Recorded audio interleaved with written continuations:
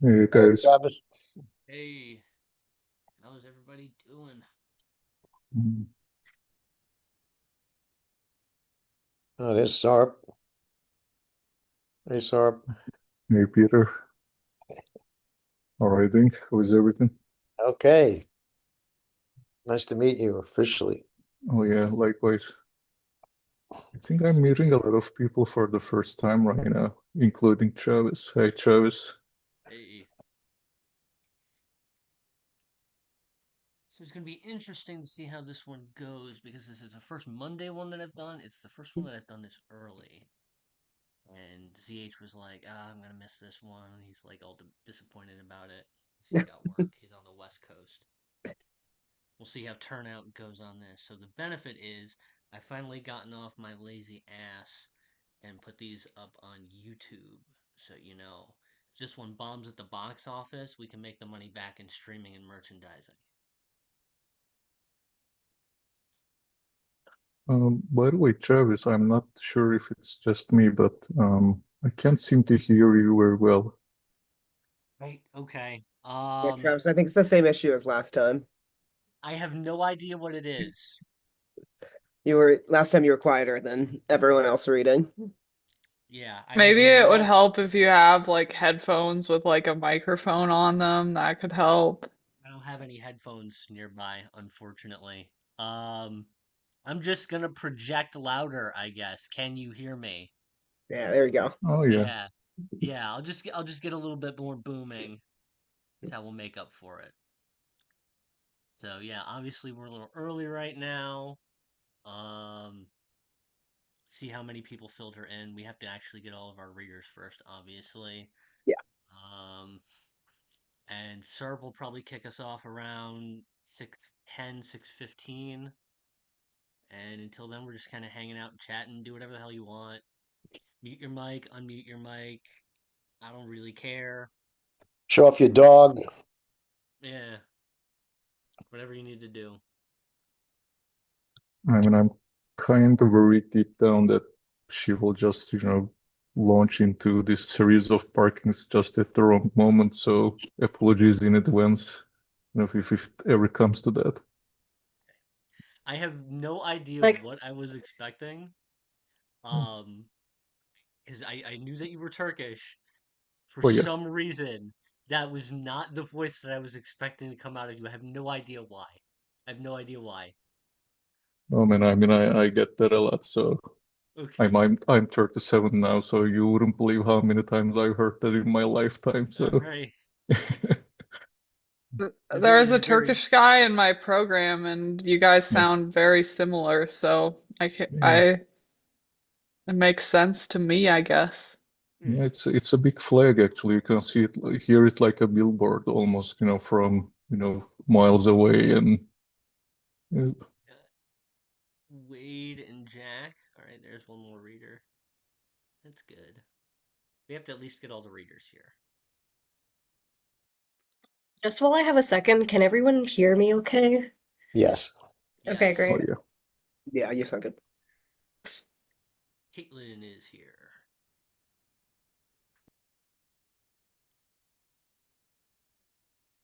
I feel like I've been trying to balance like a billion different things the past 3 days. Ugh. Oh, So Jack there's is here. actually what? Oh, sorry, I just said Jack is here. I'm Oh, also meeting him for the first time. Yeah, I remember seeing him one of the previous events, of course, but still, hi Jack. say hi, Jack. He's got his mic unmuted. Yeah, I can barely hear y'all, so sorry. Hey Sarp. Hey everybody. Hi Jack. Apparently, I'm quieter. I need to actually speak up.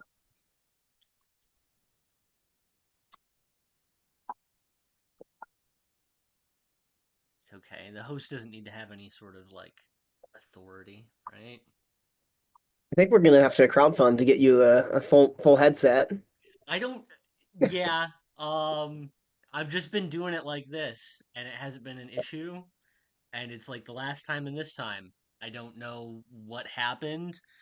I think I might have a Zoom workplace update that I need to do. Maybe they've decided to throttle my mic volume until I do that. This is how they're gonna punish me.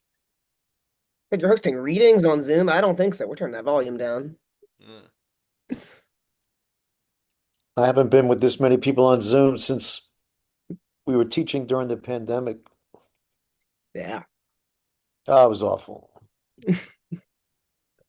You can imagine. Huh? Our Yeah. kids, New York City, Washington Heights, they didn't have to have their cameras Yeah, on. yeah. I tried to wait. I tried to turn my mic volume up in settings last time, and it was at max.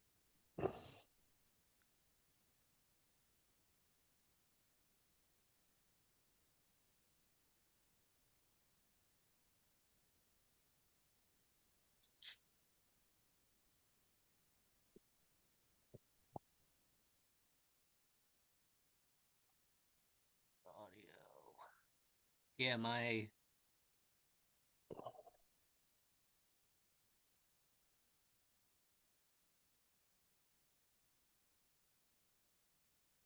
inputs. Oh, fucking no. I am testing my microphone. Wait a second. Wait a second. Automatic. How about now? Very loud. Oh wow, yeah. Oh, yeah. I think that worked. I'm trying at 80 now. Well, then maybe you're just closer. Go back to like your normal I'm sitting. trying at 80 now. Okay, definitely Yeah, sounds. No. So yeah, I it's found much better something now. in there. It had it had been set to auto, and I don't know why because I didn't have it on auto, and it yeah. Um, so when I did the one after I had it all the way at 100, I just set it down to 80. Was 100 too loud? Is 80 good? This- Oh yeah. Okay, I had it at like 68 apparently. Let's just do this. And yeah. All right, everyone can hear me now, right? Yes. Yeah, very well. Cool. Cool, cool, cool. Sarp, are Tyler. you in the US right now? Well, now I'm in Amsterdam. Uh, So just outside of Amsterdam, in the small town called Haarlem, which gave the name to it. The famous New York borough. mm. So, it's like one of those places that is like too small to be called a city, and too large to be called a small town. I guess somewhere in between, but just the right size for a family of three with a dog. So yeah, And you still have the Philadelphia place, right? yeah. But we go back there maybe 3-4 months every year, and I think this will be our last year Uh, there totally.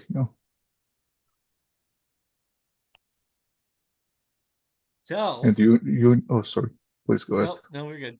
If you guys want to talk, you can talk. I was just gonna say that we've got a little bit of time before we start off with the main lineup, and I'm always open to do open mic before we get started officially. So if anybody wants to read something short before we get started, I am open to that. If anybody else is, it's on the flyer. Open mic. Everybody's like, I what? know. Everybody gets bashful. I put it on the No, flyer, and then everybody goes, I'm not bashful. But I don't know. Did I want to wait for at the end where there's more of an audience? yeah, But there might not be that is time. true. But then I lose out if there's no time. I People know it's a gamble. A gamble. Pick your poison. Go on, Peter. right now? Yeah, Yeah, why I not? mean we can wait. So the other thing is normally we do these a little bit later. So we usually start them at like 7 or 8. We're doing this one at 6 because Sarp's in Amsterdam. So I am open to doing open mic a little bit longer than we usually do. Okay. Um, so I don't think anybody's gonna run out of time if they really want to do something. Okay. So we can just keep chatting. I'm just talking stuff out. Continue. Oh, these Uh, are my co-hosts, by the way. Um, that's Rayquaza Pikachu. that's Brigatito, and that's Quaxley, and that's Fuecoco, and they are all Pokemon. And because I am fatigued, they will be assisting and hosting duties tonight. Okay, I'm done.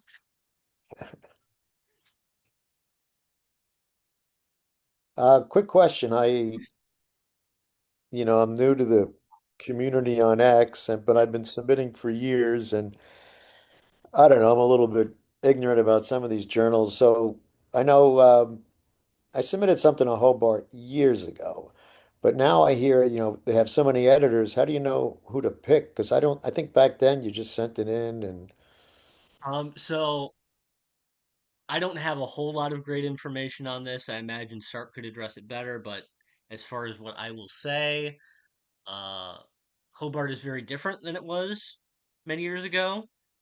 Um, and you can submit to Slush. Beyond that, you kind of have to I don't know an editor and get a vibe for them and right. potentially DM them and ask them for their email if it's not public, and it becomes a whole thing.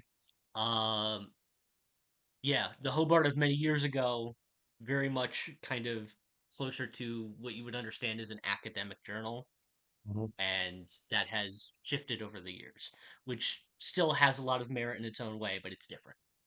Right. Yeah, I think Jennifer is cool though. Jennifer Ostopovich. Yeah, we follow each other. Yeah. Yeah, and I think they've been adding more and more people to the staff lately, from Michael Washington to J.M. AJ, Moultrie, maybe. Yeah, AJ too. I know that I haven't sent to them yet, but I know that I've been thinking if I'm going to send, it would be to Jennifer and or to AJ. Okay.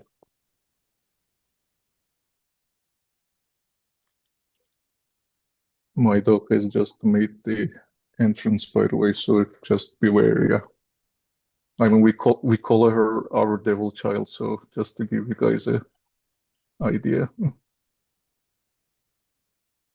My dog is staring out the door at the chipmunks, the bunnies, an occasional groundhog, and she wants Yeah, out.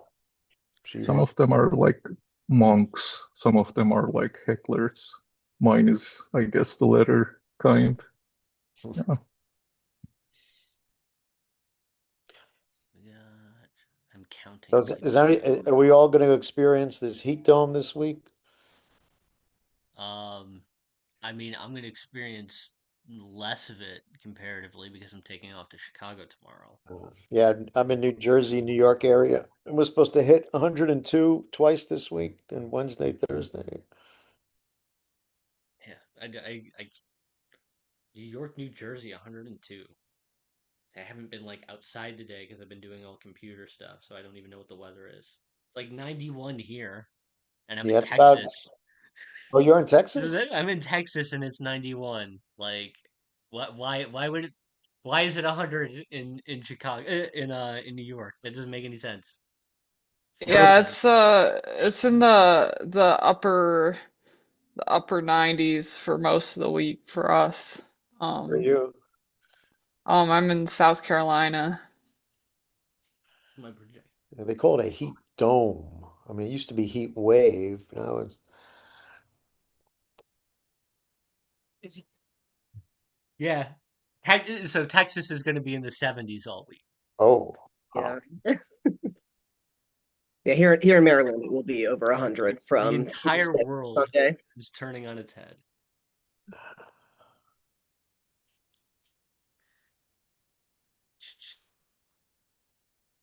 Yeah, don't.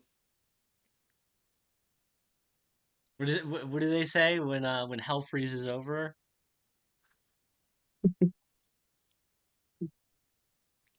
The hot places are getting cold and the cold places are getting hot. That's not right.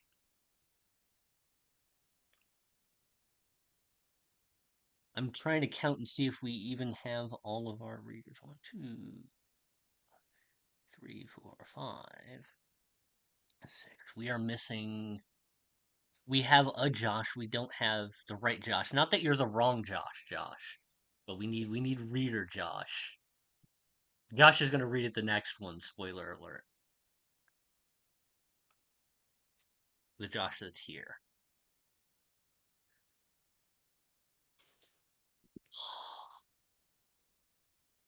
I Sometimes remember we have. Josh saying like he'll be barely able to make it, I guess, right? I remember he said something along the lines Oh yeah. several weeks back. Yeah, Yes. Okay. Sorry. I needed a no refresher. worries. We put him later in the lineup because he wouldn't be able to make it early. Okay. A little bit less nervous now. It's been a while, so there are benefits to putting these together well in advance, but then I forget details. Whereas I uh I just I mean Madeline mostly put it together, but I got some people involved or whatever. And we put together an in-person thing for this kind of like basically in a little over a week, and we did everything. We talked about it for a while, but we did everything like in the span of a day. So it's very, very fresh, but it was very, very anxious. It was like, oh, are we gonna actually? Is everybody gonna be available? Are we actually gonna be able to get the venue? And it's like a week before it actually happens. Whereas this is like I'm booking these Zoom calls 2 or 3 months before they actually happen, which is probably unnecessary. But I don't know. I just like to have them in the calendar and not have to think about them, and not have to go, oh well, I can't get the people that I want because they've got stuff going on. I think, yeah, I think between the time and the day change, we're learning something on this one, but we still got some people to listen. And I'm putting these on YouTube now, so we'll deal. Sarp, do you want to get started? Yeah, sure. All right. Why I'm not? going to mute my mic. Everybody else mute your mic, and we will get started with Sarp. Thank you, Travis. And thanks so much for having me. Really excited to be here. And shout out to other readers as well. Wait, I know he has a new piece in Burial today, I guess. Make sure to go read it after the event. I myself have never gone such a distance for a car myself, but that is maybe why I like it so much. And I know Hannah has a new book called Meat Puppets. I guess that came out last month through Apocalypse Confidential, I guess. And I would have loved to read a passage from it, by the way, but I don't yet have the book over here in the Netherlands. So I think I'll start by reading one of my favorite poems by Raniya, actually. It's a very short one. I think it was published in Plague Circus Press. Just a second. Oh, yeah. Well, it's of course a very short one, as most pieces in Oliver's journal is, I think, and it came out very recently. Please correct me if I'm wrong, Rania. I think it came out maybe last week or so. And here is how it goes. What I would have said to you in a reality in which you did not kill yourself 2 weeks after you came on to me. Hey, how was your winter break? Did you finally beat Hollow Knight? I love this one. Okay, so today I'm going to read a smattering of maybe little pieces and hope I'll be able to fill up the time, the allotted time, with all of them. There'll be some poetry, some microfiction, and some other pieces that will resemble both, I guess. And I'm going to read 6, 7 pieces in total. The first few very short, the latter comparably much longer. And as I said earlier, just FYI, if you hear any barking off screen during the reading, that's our crazy sweet rescue terrier, Maple. And that's not like crazy sweet as in cute, but like crazy slash sweet. So yeah, just beware. Okay, so the first piece, it's a rather short one. It's called Legends, and it was published earlier this year in Michigan City Review of Books, edited by Bobby Waneko, who is also one of the earlier readers of this event, if I'm not mistaken. So here it goes. Legends.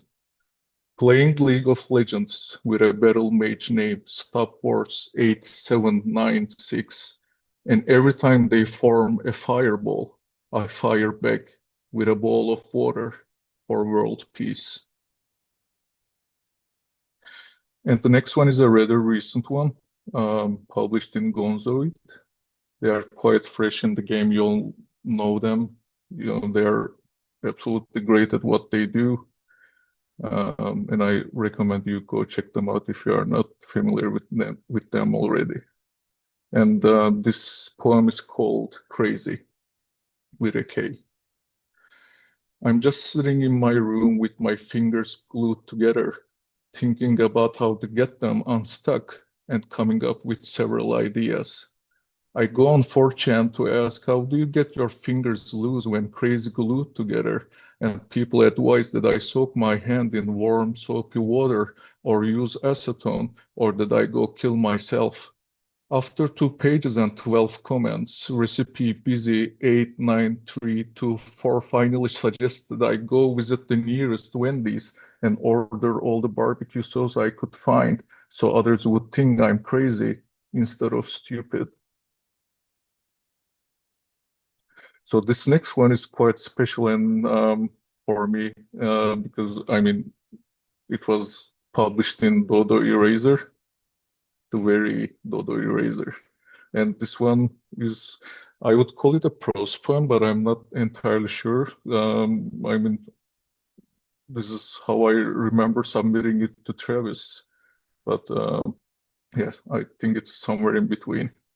It's called Literary Beyonce. Literary Beyonce wants you to know she can recite the alphabet backwards. Literary Beyonce can dance and build an IKEA bookshelf at the same time. Literary Beyonce can smell the 5G in the air. Literary Beyonce understands fractions and has memorized all state capitals. Literary Beyonce once proposed to change the band name from Destiny's Child to Destiny's Children because she's a diehard pluralist. Literary Beyonce is against monogamy, but supports all loyalty cards at local coffee shops. Literary Beyonce watched her parents go into couples therapy on multiple occasions. Literary Beyonce dreams of marrying David Foster Wallace's ghost at a lobster shack in May. Literary Beyonce is good with words. Literary Beyonce can make poetry out of everyday life without resorting to analogy like a loser. Literary Beyonce believes in the free market. Literary Beyonce orders plush flamingos on AliExpress in her free time. Literary Beyonce wants to be famous, but she also wants more than fame. Literary Beyonce craves the kind of bibliography that would look good on her Wikipedia page. Literary Beyonce wants to be crazy in love.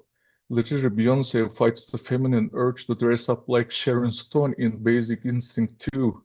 Literary Beyonce sets a Google notification for her high school crush. Literary Beyonce fears of aging and applies daily skincare routines she streams of YouTube. Literary Beyonce leathers her hair with dry shampoo and the mystery goo from the fridge. Literary Beyonce once fell in love with a marine life biologist who taught her not to consume anything that is smart enough to decorate its lair. Literary Beyonce adopted a goldfish after the breakup. Literary Beyonce lives above a fish market in Koreatown these days. Literary Beyonce once had a near-death experience at a Taco Bell drive-thru at 2 a.m., which made her develop trust issues toward her own impulse decisions. Literary Beyonce hasn't spoken to her parents in 3 years. Literary Beyonce smells like turpentine and wet garbage on a hot day. Literary Beyonce can rewrite her own stuff without having to consult her agent. Literally, Beyonce doesn't even have an agent. Literally, Beyonce makes it her life's mission to correct the posture of all upturned turtles. Literally, Beyonce wants pancakes for breakfast for the rest of her life. Literally, Beyonce wants to be the kind of person whom the other people would vote for in local elections. Literally, Beyonce wants to be the kind of mother who won't give up smoking when she's pregnant. Literally, Beyonce thinks black dogs are just bad luck. Literally, Beyonce wants you to know America has a problem. Literally, Beyonce knows you're not a survivor. So, this next one is rather fresh too. It's called Paul from the Future, and it was published maybe a couple of months ago in Dish Soap Quarterly. Paul from the future keeps visiting me at inconvenient times. He arrives wet from tomorrow, smelling faintly of pennies and piss. The first time he appears, I am brushing my teeth. He pushes through the mirror and says, "Beware the dentist." I tell him I don't know any dentists. He points at the toothbrush in my mouth. Paul from the future is still Paul, unfortunately. Same hairline, same little cough before the unfortunate news. He says the future is mostly dull, unlike what most people think. Says all paperwork and no sunshine makes him a dull boy.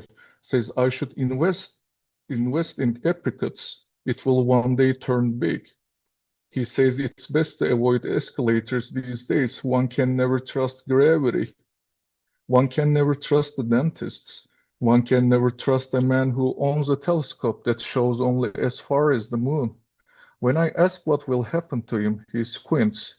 I'll become the wise bird, he says. I'll become the best magic in town. Then he steals one of my frozen burritos and phases backward through the pantry.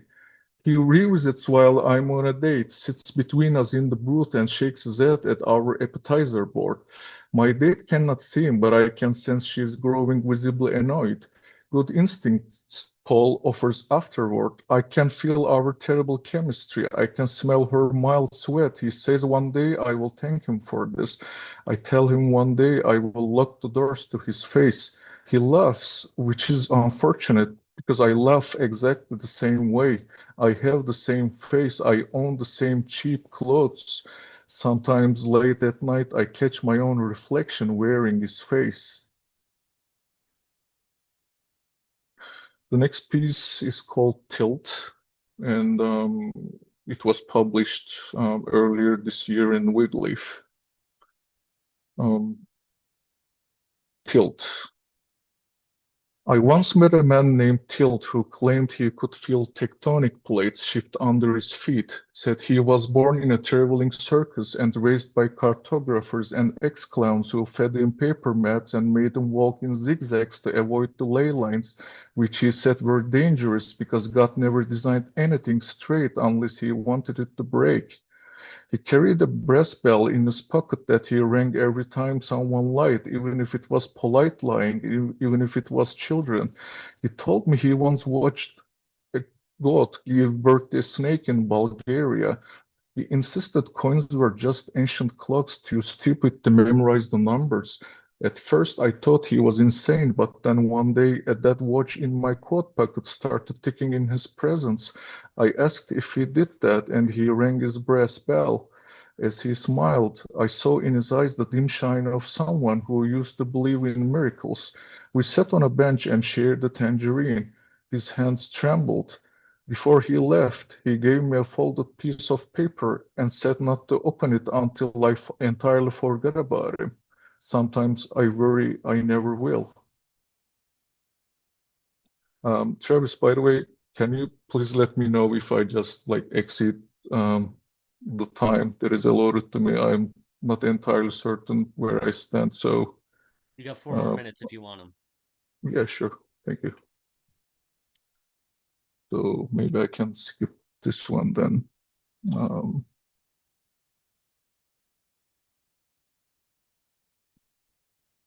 All or you know what, I'm gonna give it a try. So this next one, it came out in Head a couple of months ago. It's called The Losers after Ken Webb. Nora Whale has lost the butter knife inside the dishwasher. Harold has lost his goldfish somewhere between the kitchen sink and the radiator, while Felony, the neighborhood tabby, had catapulted her. Faye Dunaway has lost her place in the script. Sidney Lumet has lost his patience behind the camera. Stanley Reeve has lost the ability to tell which sounds coming from behind the wall belonged to his mother and which to her male friend. It has been said that if a bride sneezes exactly 3 times during her wedding vows, the guests will for 3 hours understand what women are thinking. There will be no sign or no consolation afterward. Jason Karp is waiting for Apollon to lose its battle against gravity. Milo Creel works for the circus. Last night, Milo drunkenly tied up and misplaced the human cannonball. Milo Creel is retracing his steps. Once every few years, the Queen of England loses the glow in public. The antiquarian Rhonda Pell is waiting to be at the right place at the right time.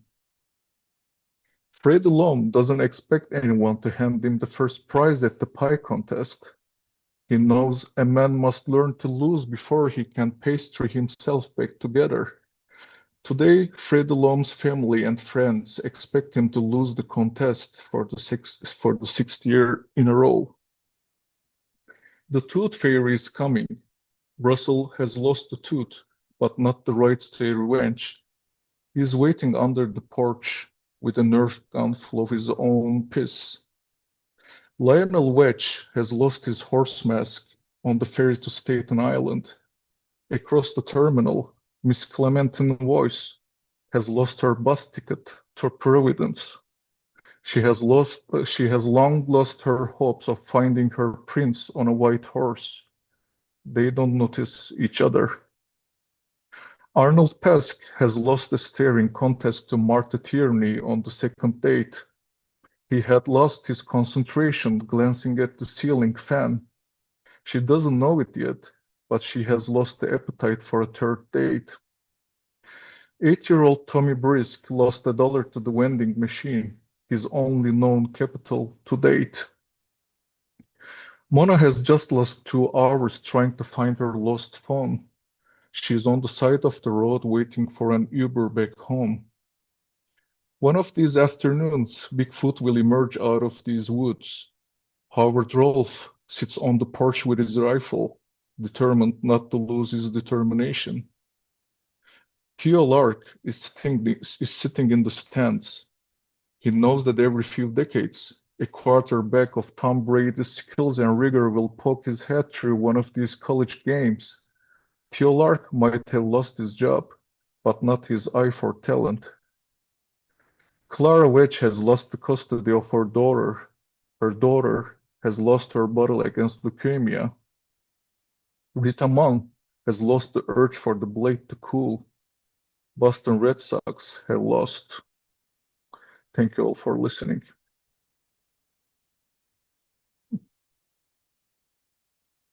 Very, very nice, Sarp. It was great to hear you read. I've read like I think I read everything there like across it. So I'd read Tilt and Wigleaf and the Losers and Had, and we talked about the Losers because it was stuff with losers.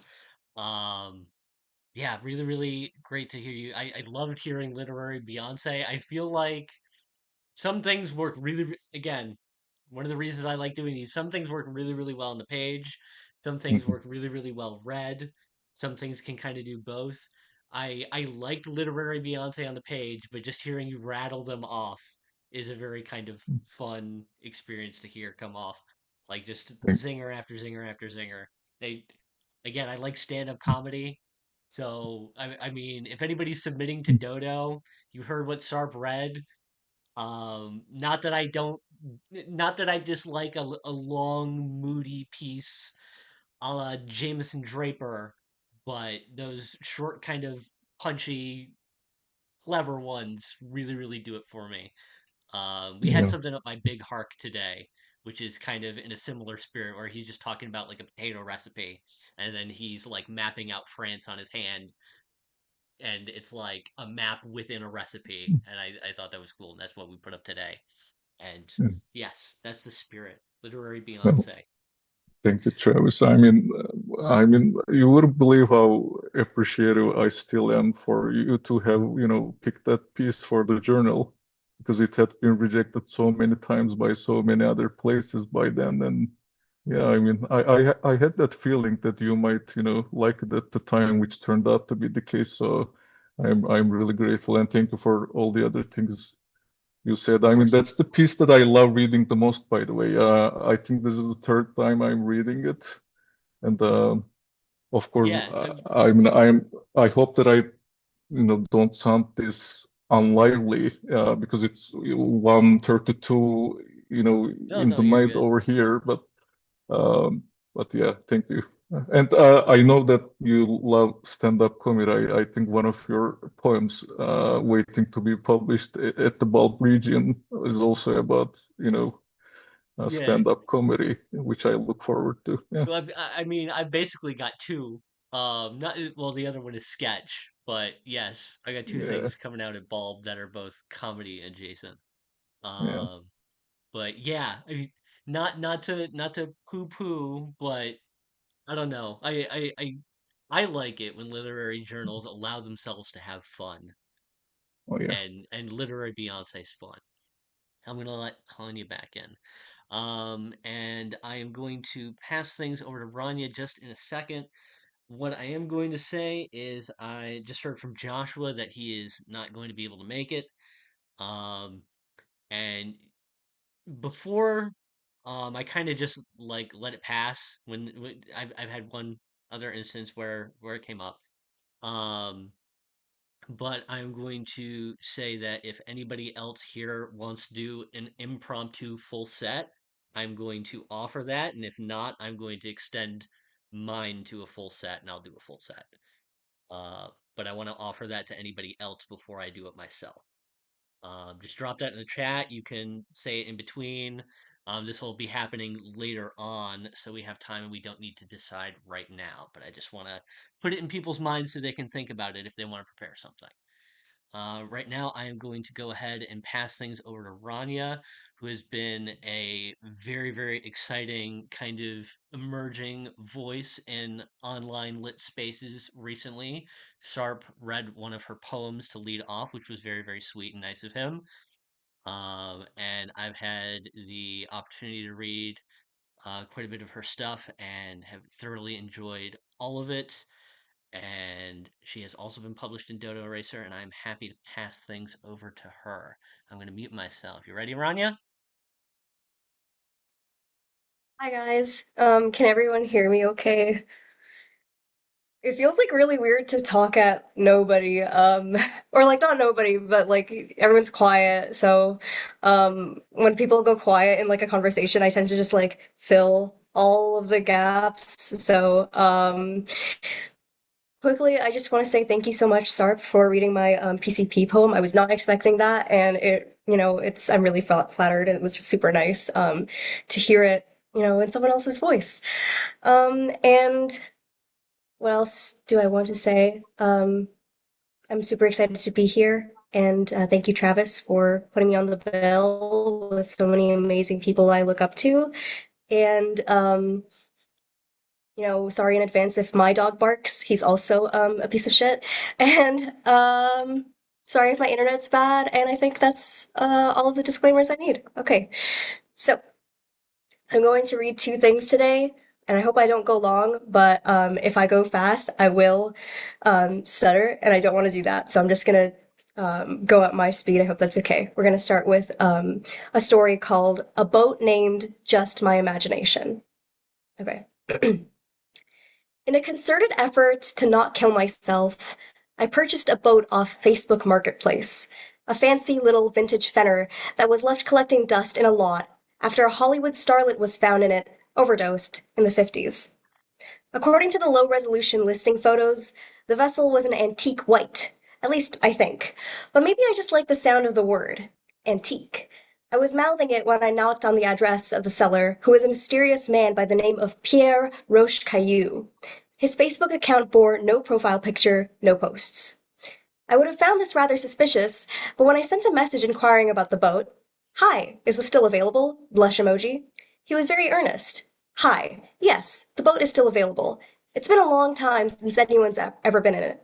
When I was a boy, my father bought it from an abandoned lot auction and took me on it every once in a while to go fishing on Buckshot Lake, the weary sun lashing at the back of my neck as we drifted along the placid waters. Lines cast and nothing ever caught. In reality, those fishing trips were probably just a guise to step out of the house and escape the old ball and chain, collect a few hours of peace away from the tortuous silence of the misses of the month. He would set me up with a tackle box full of shiny lures like bright little confections, and then slide the brim of his hat over his eyes, drinking his way through a case of beer. Once, only once, I got a bite and yelled out to him.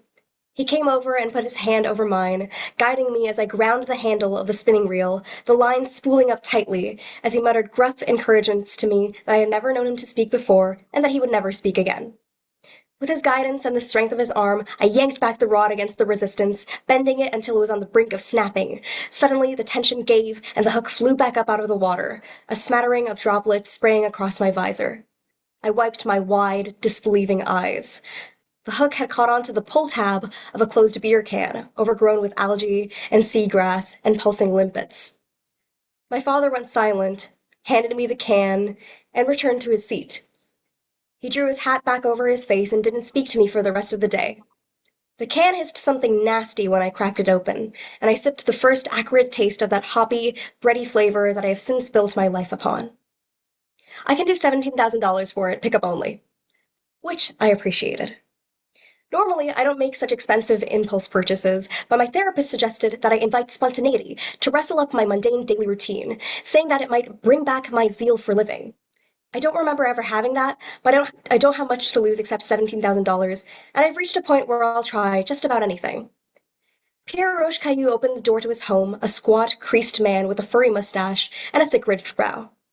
"You the guy?" he asked, peering up from behind a crumpled green hat. I was indeed the guy.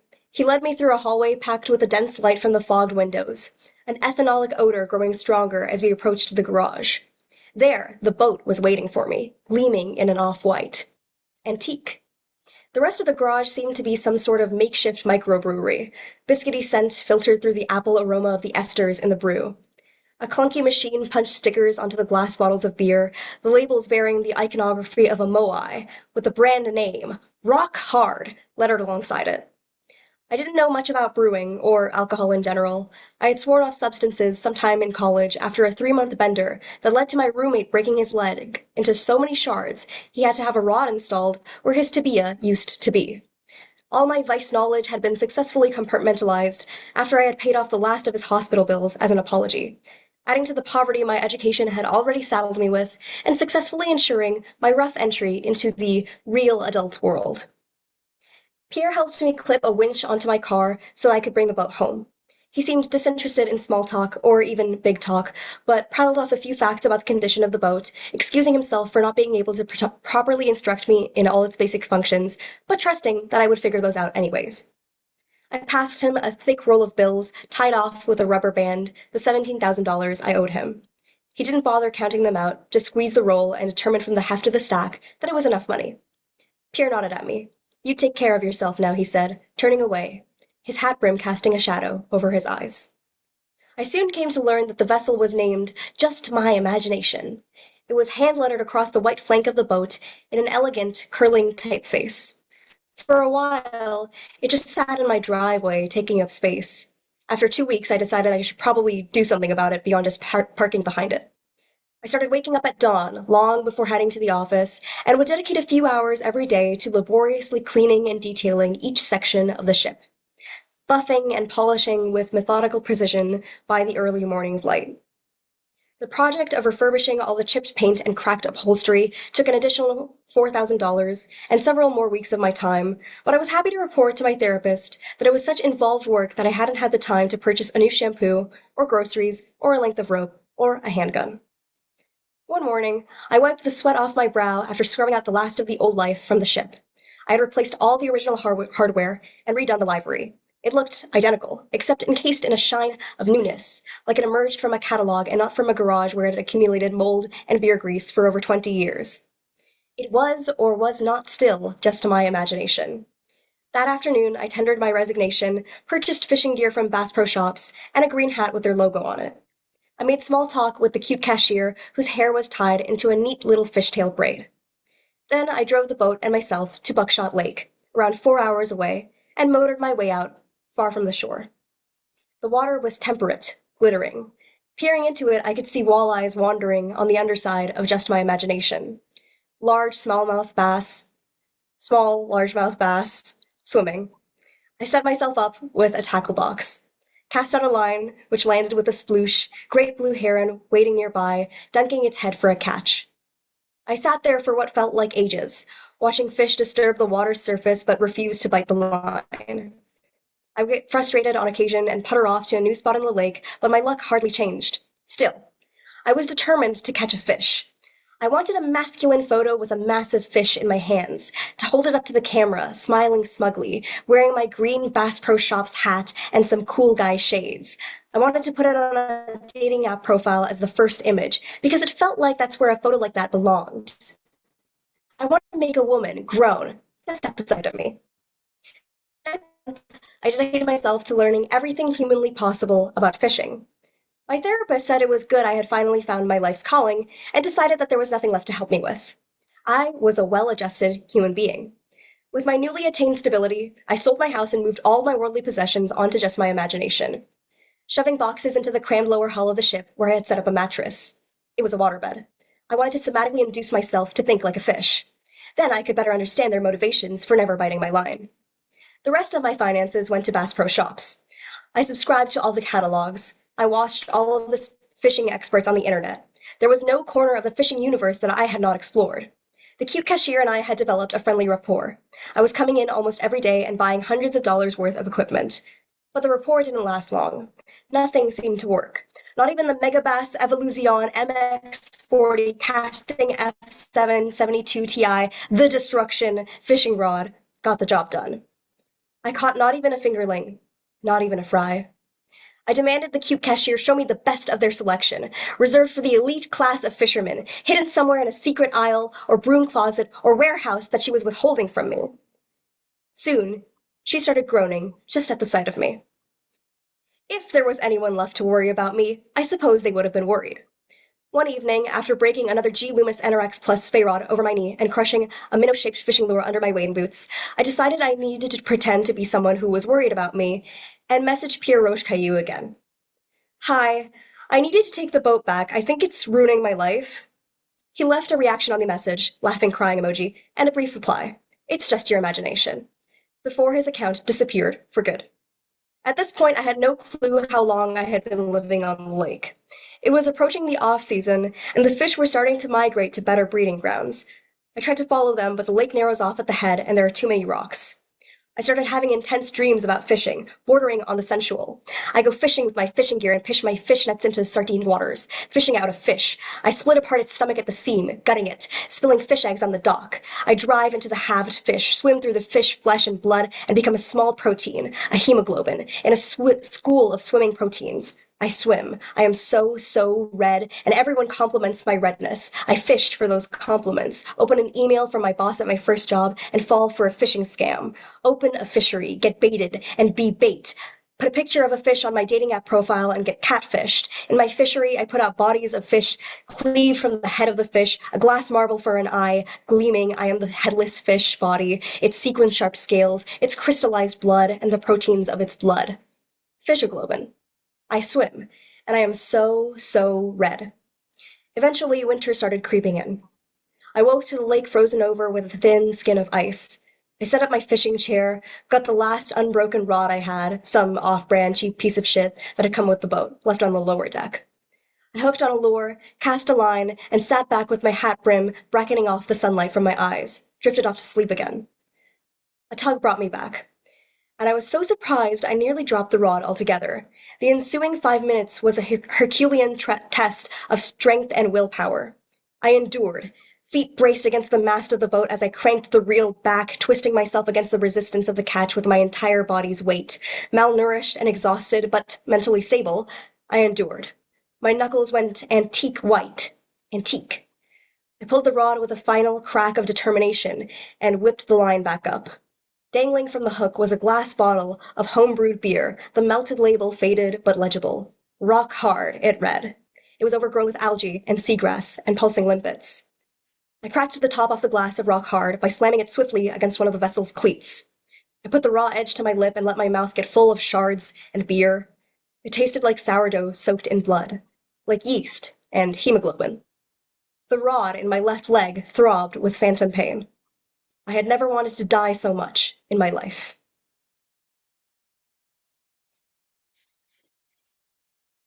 Thank you, guys. Okay, so that was the first one.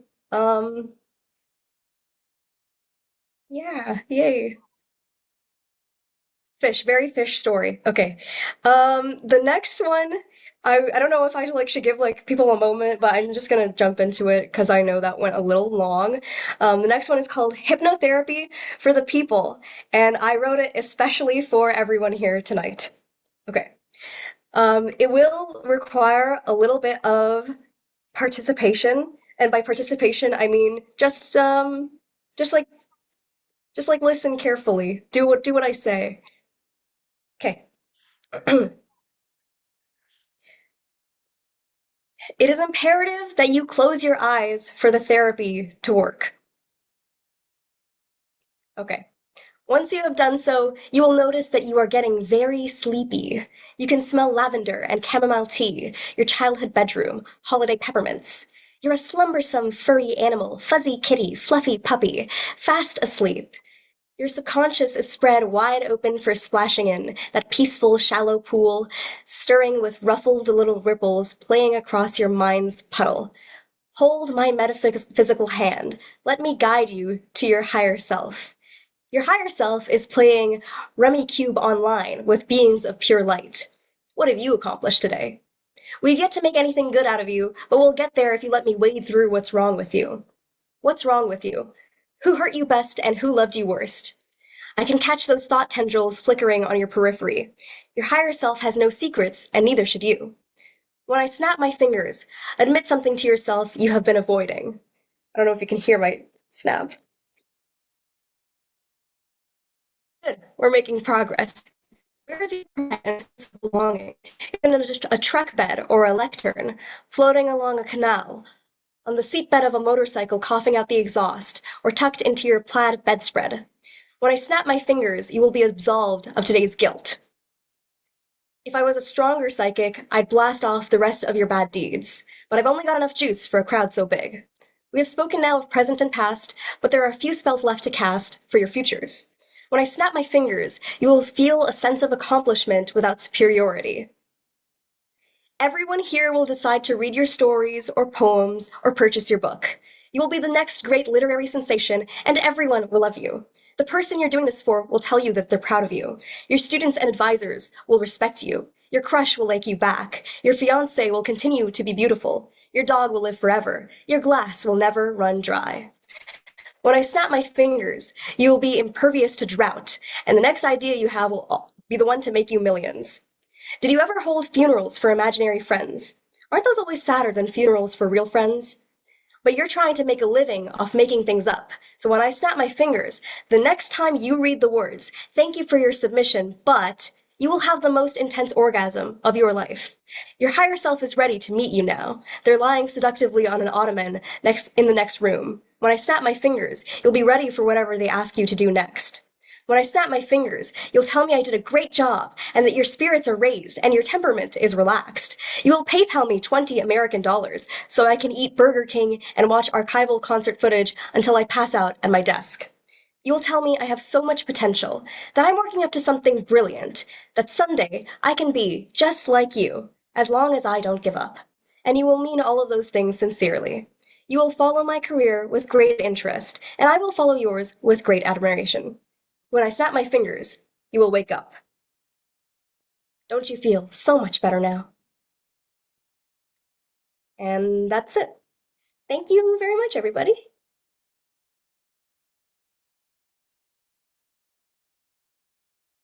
Wow. Yes, people can unmute their mics if they want to talk after that. I didn't even realize I didn't mute my mic again. Luckily, I didn't say anything. I just clapped a little bit. Yeah. So she so to be fair, I don't know if anybody knows this, but she was in the New York Times. So she's not uh, new. saying that to people. What the Oh, come heck? on. What? Come on. It's like a top Google search. Yeah, but like If somebody, that's like secret. it's not a secret. If somebody were to try and find like the rest of your work, they knew you from this. They were to Google your name. That New York Times thing would be very, very, It's very like I tough. was a kid. Like, before everyone freaks out, I was a kid. So it was like a kids contest thing. It's I was in high school and yeah. it's still a big deal. Anyways, yeah, already incredible. Um, I I I was very fortunate to take a look at the first one. The second one was uh was new for me, and I enjoyed that one very much as well. Already really really good at reading performing pieces. And I imagine even beyond those two, people have seen Ranya's work. She's been in Had twice already.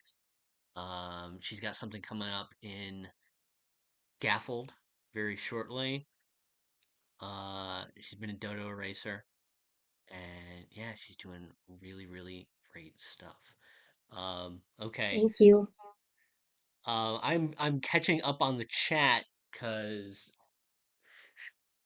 this one's being very interesting. So Wade's on a work call. Let me figure out what we're doing, people. We might have to move the lineup around a little bit. I can move up. I can go whenever. Okay. I mean, we had Hannah at the end. We got the Josh bot. Wade is gonna go. I guess. Are we gonna have Tyler close? Hannah, wait. We'll do Christian next, and then we'll see when Wade comes back, and then Wade can either take Josh's spot or he can come in later. But Does that work? Christian said, shoot, Oh, I need a Christian, wait a second. 5. Okay, Christian, all right. Yeah, never mind. Hannah, go. All right. Everybody's got stuff all at once. Okay, we're moving. All right, we're good. All right, I'm gonna read a couple things. The first thing is appeared in Citywide Lunch. It's called A Day in the Life of a Businessman. Um, and so I'm gonna read that, and then if I have time, I'll read one more short one. And yeah, the fish theme. I guess we have a fish theme today. Didn't realize that, but yeah. All right. A day in the life of a businessman. Before he heads to work, he notices his hat is missing. He usually leaves it on the fireplace mantel, but today it's not there. The hat is a fedora, brown with a little black ribbon around the middle. For a long time, he'd avoided buying a fedora out of fear he'd look douchey, but once he became CFO of Doldrum Broadcasting, he supposed there was no point trying not to look douchey anymore. Maybe he'll buy a boat next. If he had more time, he'd look for his hat, but he's got a meeting with the treasurer at 7 and a meeting with the board of directors after that. He's been quote unquote acting CEO ever since the last CEO's unfortunate drowning incident, and the hope is that if he impresses the board, he'll become the new real CEO and finally buy the damn boat. Yes, he'll need a promotion before he can justify making another bad investment he can comfortably afford. He still hasn't recovered from splurging on that lousy set of golf clubs and this lousy BMW with its shitty front wheel that keeps deflating, sending him more bumping than gliding down the gravel road. Two bad investments should probably get you banned from investing for life, but if it did, he'd be out of a job. And what do you know? He's here now at his job, and he's got that weird, anxious sense that he's forgotten something. But it's just his hat he's forgotten. Well, not forgotten, lost. Well, not lost, misplaced. The building manager keeps the office thermostat at 80 degrees to save on AC costs, and floor 5, where the businessman works, is especially hot, but he can't remove his blazer without looking unprofessional, and he can't sweat through his clothes without smelling unprofessional, so he just slathers on some deodorant every half hour. In the center of his first meeting room sits a long wooden table coated with several layers of polish. The treasurer rubs the shine with his thumb and opines that the businessman might consider making some cuts to some of Doldrum's less profitable shows, particularly their soap opera Fish Out of Water. The businessman interjects that Fish Out of Water has had somewhat of an ironic ratings surge since the last CEO's tragic death, but the treasurer says it won't last. Nothing ever lasts besides this job, which the businessman's had for 12 years. He still hasn't gotten around to starting a family. Sometimes he goes on dates, but he never calls anyone back. Sometimes he wants to call someone back, but by the time he has time, months have passed, and it would be embarrassing to call her back now. A promotion to CEO would be a big deal. He already eats, breathes, and dreams business, but this promotion would allow him to more like huff or perhaps even inject business. Perhaps maybe he'll start a family after he buys the boat after he becomes CEO. While the businessman waits for his board meeting to start, he spots a mysterious man outside the office. The man is wearing a black trench coat over professional attire, plus a hat that looks just like the businessman's misplaced one. He meets the businessman's gaze through the glass, and the businessman meets his gaze back. Meeting people's gazes was the first thing the businessman had to learn in business school. The trick is to not look directly into their eyes, but someplace nearby, like their cheeks or foreheads. The mysterious man has a very large forehead, only half of which is covered by the hat. The businessman never got a good read on the whole situation involving his boss's drowning, other than that there was a boat and a lake involved, and that apparently the CEO struggled alone in said lake for quite some time before anyone so much as considered coming to his rescue. Admittedly, the businessman and the mysterious man could have simply bought their respective hats from the same fedora vendor. He slathers on some deodorant. The board's general feeling regarding recent margins is that the shareholders are disappointed with the performance of Fish Out of Water, exempting the past couple weeks' temporary ironic ratings surge, and that the right move is to cancel it. The businessman says that with all due respect, he's not sure the company can handle such a radical change at a time when they're, no offense, already going through some pretty serious personnel upheavals. Surely we can all agree that we don't want anything radical or risky to happen, right? The mysterious man takes off what looks like the businessman's hat, still watchful. What the show really needs, the businessman tells the board, albeit a bit distractedly, is a new direction. Then he unveils his proposed plan, just a single sheet of poster paper with the word water printed on it in size 500 font. Water, the businessman says, is what Fish Out of Water is missing. Lakes, oceans, hell, even swimming pools. A sallow-jowled board member objects that it's not customary for executives to make creative suggestions. Another objects that Fish Out of Water is not about literal water, but the teenage protagonist's difficult move from the New York art scene to the artless corn desert of Missouri, where there isn't much water at all.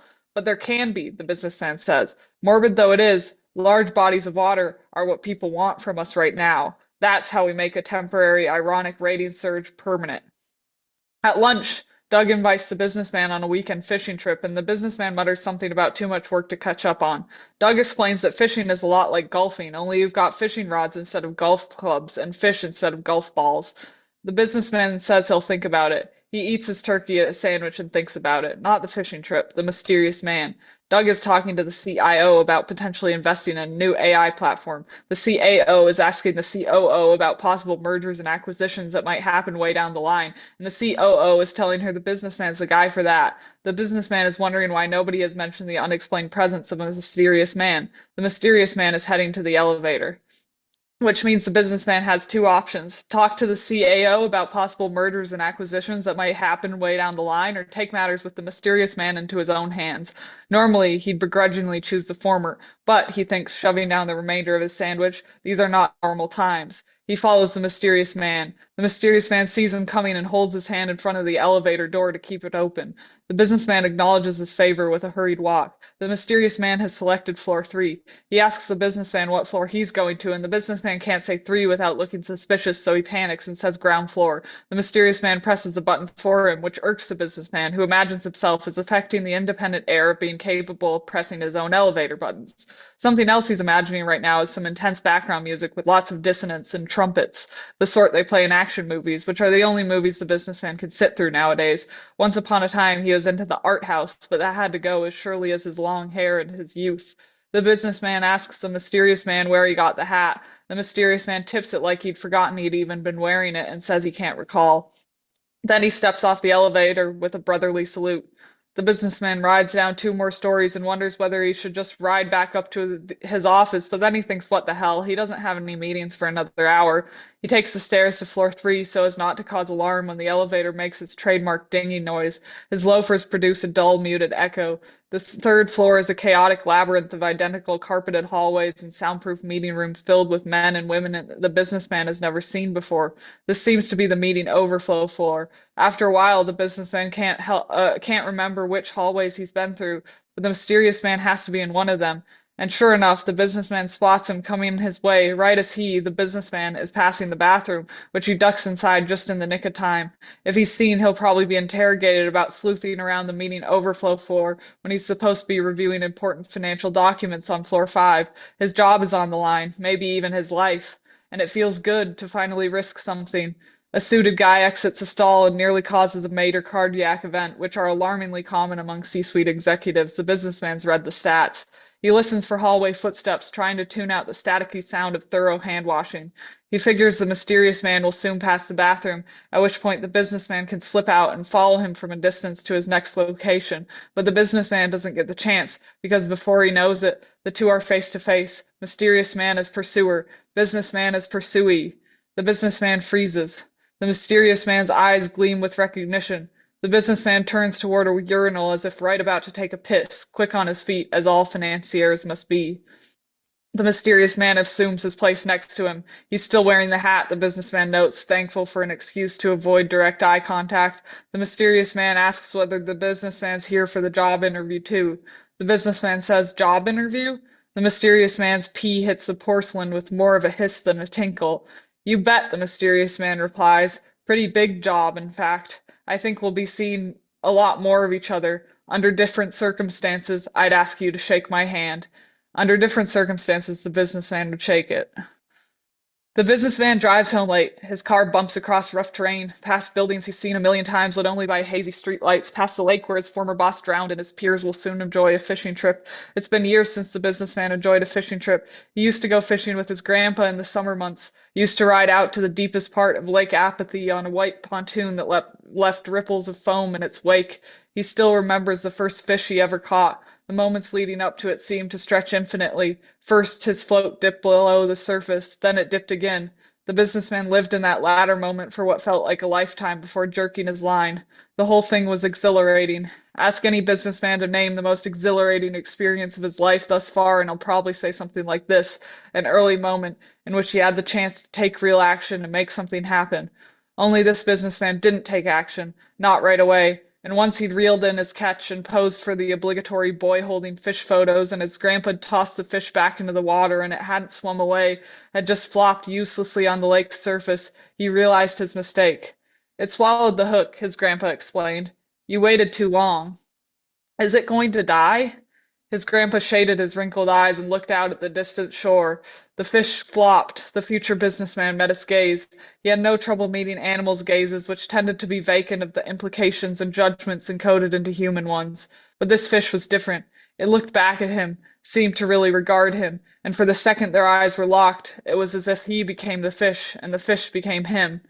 And the message the businessman to be tried to convey to the dying animal with his own expressionless eyes was something like this: please, either die or live, either sink or swim, but for God's sake, stop leaving us both suspended. When the businessman pulls into his garage, he sees his hat hung up next to his jacket. He must have taken it off in a hurry. And that's the end of that one.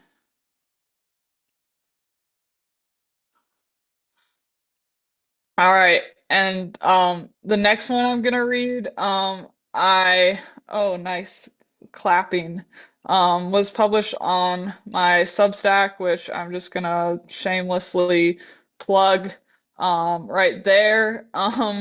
And I just hit 400 subscribers, so maybe we can get thank you, Travis. Maybe we can get to 406. Um, but anyway, this is called it's a shorter one. What happened with the firework was a total accident. Closing statements to the jury. The first time I felt the crushing weight of expectation, I was in kindergarten, taking one of those timed addition tests teachers are always torturing kids with. I had 60 seconds to complete 30 problems, but I felt the need to check each one 19 times before proceeding. My teacher, Mrs. Greer, told my mother I was stupid. My mother asked me whether I was stupid. I said I didn't think so, but then again, not thinking is something stupid people do. The second time I felt it, my idiot cousin Ryan and I were speeding down a steep asphalt hill on our ripsticks, which are basically demonic two-wheeled skateboards from hell, and I wanted to bail, but I saw the goading look on Ryan's face and knew I'd have to ripstick to my doom. The third time, my older brother was teaching me about fireworks. He told me some fireworks launch as soon as they're lit, while others can be timed to go off at specific delayed instances. He showed me photos comparing the way fireworks looked before ignition to the way they looked in the sky. He said, "Isn't it cool how you can encode the future into the present?" Then he gave me a blank sheet of paper and told me to sketch out my future. The fourth time, my dad said he could see my future, and it sure looked bleak. The fifth time, my driver's ed instructor sat in the passenger seat with a pen and notepad while I tried to merge onto the highway, which has always felt like a delicate balancing act, all about finding the exact right moment. And my instructor, who had a thick mustache that nearly connected with his beard but not quite, said now's the right moment, but I wasn't so sure.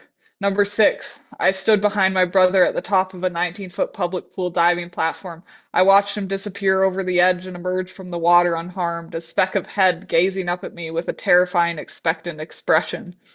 I told my mom I'd got number seven. I told my mom I'd gotten a job cashiering at a gas station, and she went on a long tangent about how my brother's an engineer and my idiot cousin Ryan's in med school, and I didn't know what to say.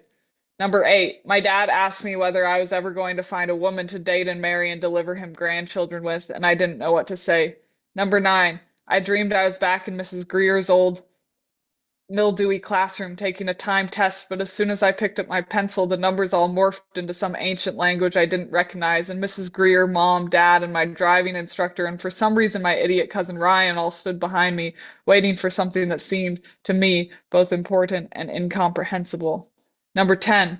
A gas station regular started telling me about her latest kills, and at first I thought she was some sort of gamer, but no, she meant literal kills, stabbings, explosions, attacks by carnivorous animals. It's all about finding the right moment, she said, and I panicked because I didn't have any kills at all. Number 11.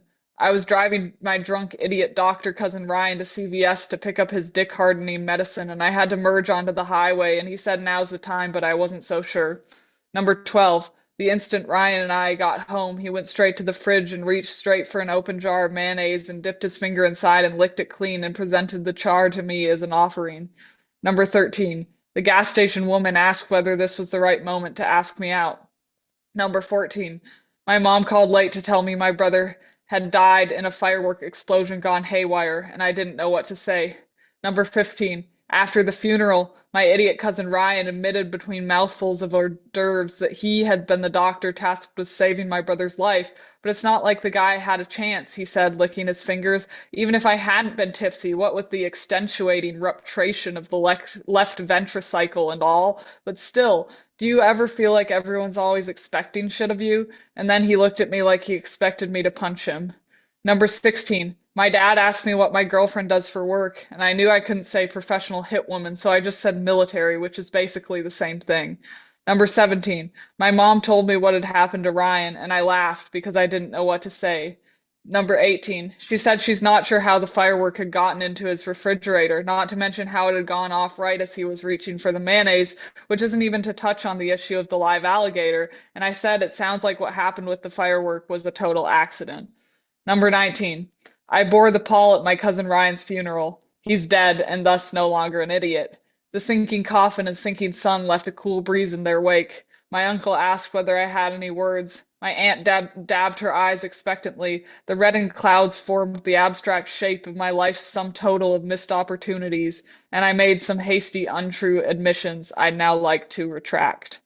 Thank you.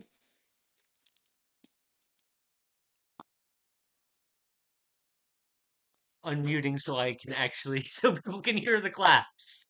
Can they hear the claps? I don't know how snaps and claps work on there yet. A little bit, a little bit. All I can right, see yes, them. yes, okay.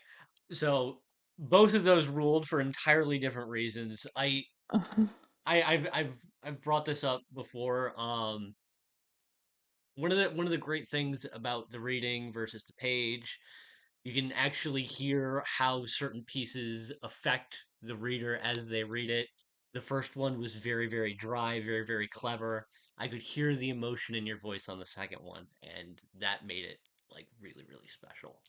So Thank thank you you. for both of those. Hannah runs the Militant Grammarian, which is a really, really great journal. I was fortunate enough to be in that recently. Ron Arbuckle was in it recently. I would like to see more people submit to it. I imagine Hannah would like to see more people submit to it. She's got a new novel called Meat Puppets out at Apocalypse Confidential. Sarp mentioned that earlier. I'm mentioning that for the people who've popped in as we've gone. Um, really, really great stuff. I am going to ask basically because channels have been left open. Christian back? Is Wade back? Is one of them back? Christian's back. I'm going to pass this over to Christian then, and then we will see what we're going to do from there. All right. Thanks, Christian. You've got the floor. Awesome. Hey guys, I hope everyone's doing well. That was all so fun. I just want to thank Travis, first of all, for putting this on. I was very fortunate to get to see the inaugural first live Dodo reading in Baltimore, where I'm from, during AWP, which was just an absolute blast to get to see you taking it from the virtual readings into the flesh. So that was so exciting. I'm very happy to have gone after everyone who just went. Everyone has read stuff that has had such wonderful humor, and I'm unfortunately going to be the bearer of bad news that the stuff I'm going to be reading is not very happy stuff. So I apologize in advance for that. I'm going to be reading two stories, a slightly shorter one and then a little bit longer one. That's what I got locked down. So I'm going to go ahead. This first one was published in Bruiser, which is a journal I love deeply, the only literary magazine in the world, and Baltimore Local as well. So I'm going to go ahead and get started. Sorry, let me pull my tab up. I do want to say this story contains some pretty graphic descriptions of child abuse. So if that's something that people are not okay with, feel free to mute, rejoin, no harsh feelings. This story is called Prior to the State Inquiry, My Parents Ran a Children's Prison. We took their shoelaces when they arrived. I collected them one by one in a woven basket. So they wouldn't run, Ma told me. I learned it was so they wouldn't hang themselves after one of them hung themselves. Big whoopsie, Ma said. She had a lot of phrases like that. Some things just happen. Let go and let God. Go grab me my pepper spray. Dad hammered the sign sideways into the gravel road. God's gloried meadows. Awkward in the mouth, spit outable. He liked to work with his hands. He liked to learn about working with his hands. He read an article about child safe restraint methods. I'd find Dad in the quiet room pretzeling a 12-year-old, telling him to submit to authority and the Lord and to Dad. Maud put a dish sponge in my mouth when I called it a prison. You're no warden with that dishwater breath of yours. This is a troubled child treatment facility. I thought it was a farm with our house on it, but they told me when the Lord rings our phone, we answer, that we are called to make hay while the sun shines. And when it comes to the sun, private prisons might as well be the Florida Keys. We had good acres, fat blue skies, husband animals that looked at the grass, and then the barbed wire, and then back to the grass. Dad was tender with them. I heard him in the barn once, asking the fainting goats to forgive him of the Lord's calling. They answered his prayers by liquid shitting on the floor, loud as an upturned rain stick. Ma told me to wipe that scowl off my face before she wiped it off for me. Know how much I held you as a baby, even though you were fat as a rotten watermelon? These kids be blessed to be so lucky. Most of them had been abandoned in their cribs by their mamas. growing overripe in their diapers, or their cribs were something worse, rolled in bruises like dropped fruit. Ma said the kids shouldn't whine about the fleas they picked from their skin on the farm, better than the cigarette cherry kisses they were raised on. The troubled children would vice grip the goats' testicles because they were feigning goats, not fighting goats.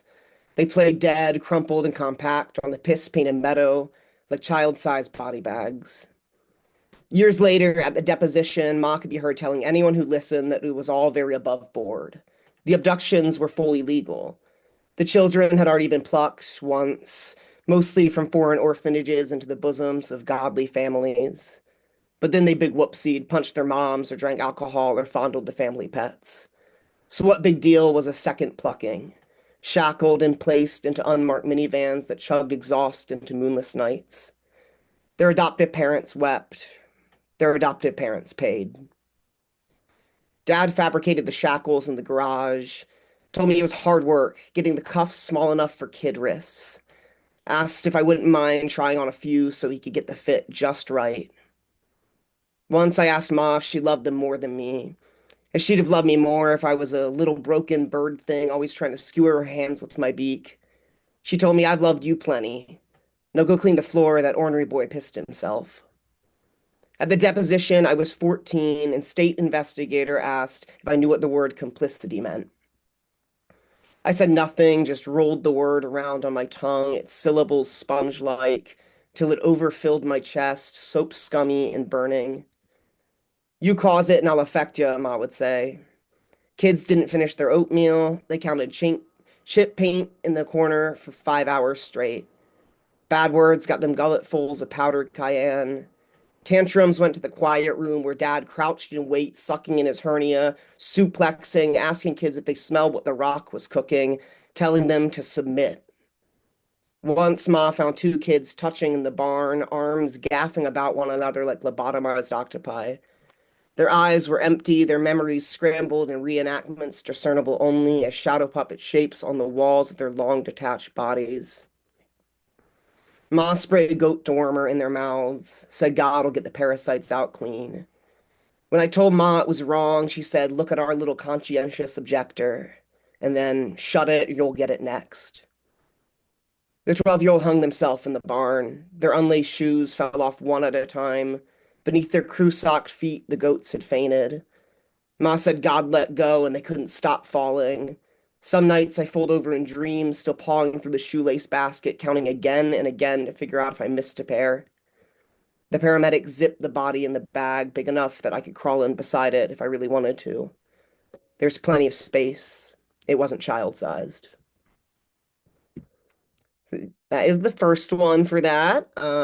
So I'm gonna take a breather for that for a second. No, I'm gonna move on to my next one. The next one is a little bit longer, not quite as intense as that one. The next one was published in Peat Smoke, which is a journal that is absolutely excellent. I encourage people to submit to this journal. I got the best editorial feedback I've ever received on any piece I've ever submitted for this one. Just really intuitive editors that were like, it was like almost there, and I was like, all right, we're going to start sending this out. And then they pointed out things. I was like, I was trying to figure that out in the story, and then you said the right things to get it there. So I was very excited. This one made the rounds. It was one of those ones that, you send out to so many places and you get good feedback. And then you also keep getting the rejections for it, right? Which most of us have experienced. But when it finds a home, it finds a home and it's the right place. So very excited for this one. Yeah, so this one is called Boys Like Buckshot, and it was published in Peat Smoke. At the bonfire, Johnny's best friends burned his family photos. He just watched, a whiskey smile cross-stitched into his stupid mouth. Above us, the moon waned like wet lips, and I wanted to kiss Johnny until neither of us could breathe. Reenact that first night, autumn of junior year, dead leaves curling in the air. Friends of friends, Crown Royal and cider in the truck bed. Everything emanated outward from him, the booze and the communal cigarettes, the stories of driving his dad back from the VFW at 13, the metronome measure for when we should all laugh and for how long. He asked if we needed anything, a ride home or a kidney. He got us. I pinned him against an oak tree when he went off to piss. Caring about others was how he cared about himself, he'd tell me later. But now he just watched. Now he didn't care at all. I could touch the flames with my tongue if I wanted to, taste the ash his Polaroids wilted into. Instead, I just spun in the grass, stars haloing over my head, knocking over bottles and camping chairs. Molly said, "You can't trust boys like that. Look at where it ended her up. Smoking at the trailer's linoleum table. With me, night shifts at the Clorox factory. She had dreams once, and then there was me. Poof. No more dreams, just cartons of Pall Malls, sour box wine, satellite TV, chemical burns that don't eat deep enough for workers' comp, and me." Some nights we piled into the bed of Johnny's pickup and cut through county roads with headlights off. From the driver's side window, he tossed beer bottles that spun in the air forever, never hitting the ground. Johnny's dad killed himself in his bed, and pretty soon after, the power company cut off the electricity. He did some landscaping. He had enough cash for beer and gasoline. And bullets, plenty of bullets. Firelight shadows snarled like the teeth of rabid animals against the sagging shell of his dad's house on the hill. The boys compared hunting rifles, their mouths wet, their hands bloodied in calluses. Ma said there's no point in trying to pick 'em right because they'll always just decide to swing on you with their left. Men, she said, proud in their infinite misery. And their idea of intimacy is a knuckle ballad sung in a broken key in a brief, sweat-scarred bisection of your body from its soul. Someone carried kayaks down from the house. Robust two-seaters you could hitch to the lake, spend a day taking pictures of different fish, get a sunburn, enjoy life in its quiet moments. They tossed the kayaks into the trash fire. Johnny shotgunned a Bud Light, his chore coat covered in a damp Rorschach. "Fuck yeah," he kept saying. "Fuck yes, burn it, burn it, burn it all." He teetered against the camp chair beside me, his afternoon shadow road-rashed in acne. "You're the most beautiful creature I've ever seen," he said. "Pretty as a clay pigeon spinning up there in the sky forever and ever and ever. Never come down, never let them hit you." Ma said it's their friends you've got to watch out for. Her smoking hand stayed perfectly still, her cigarette a radio tower of untoppled ash.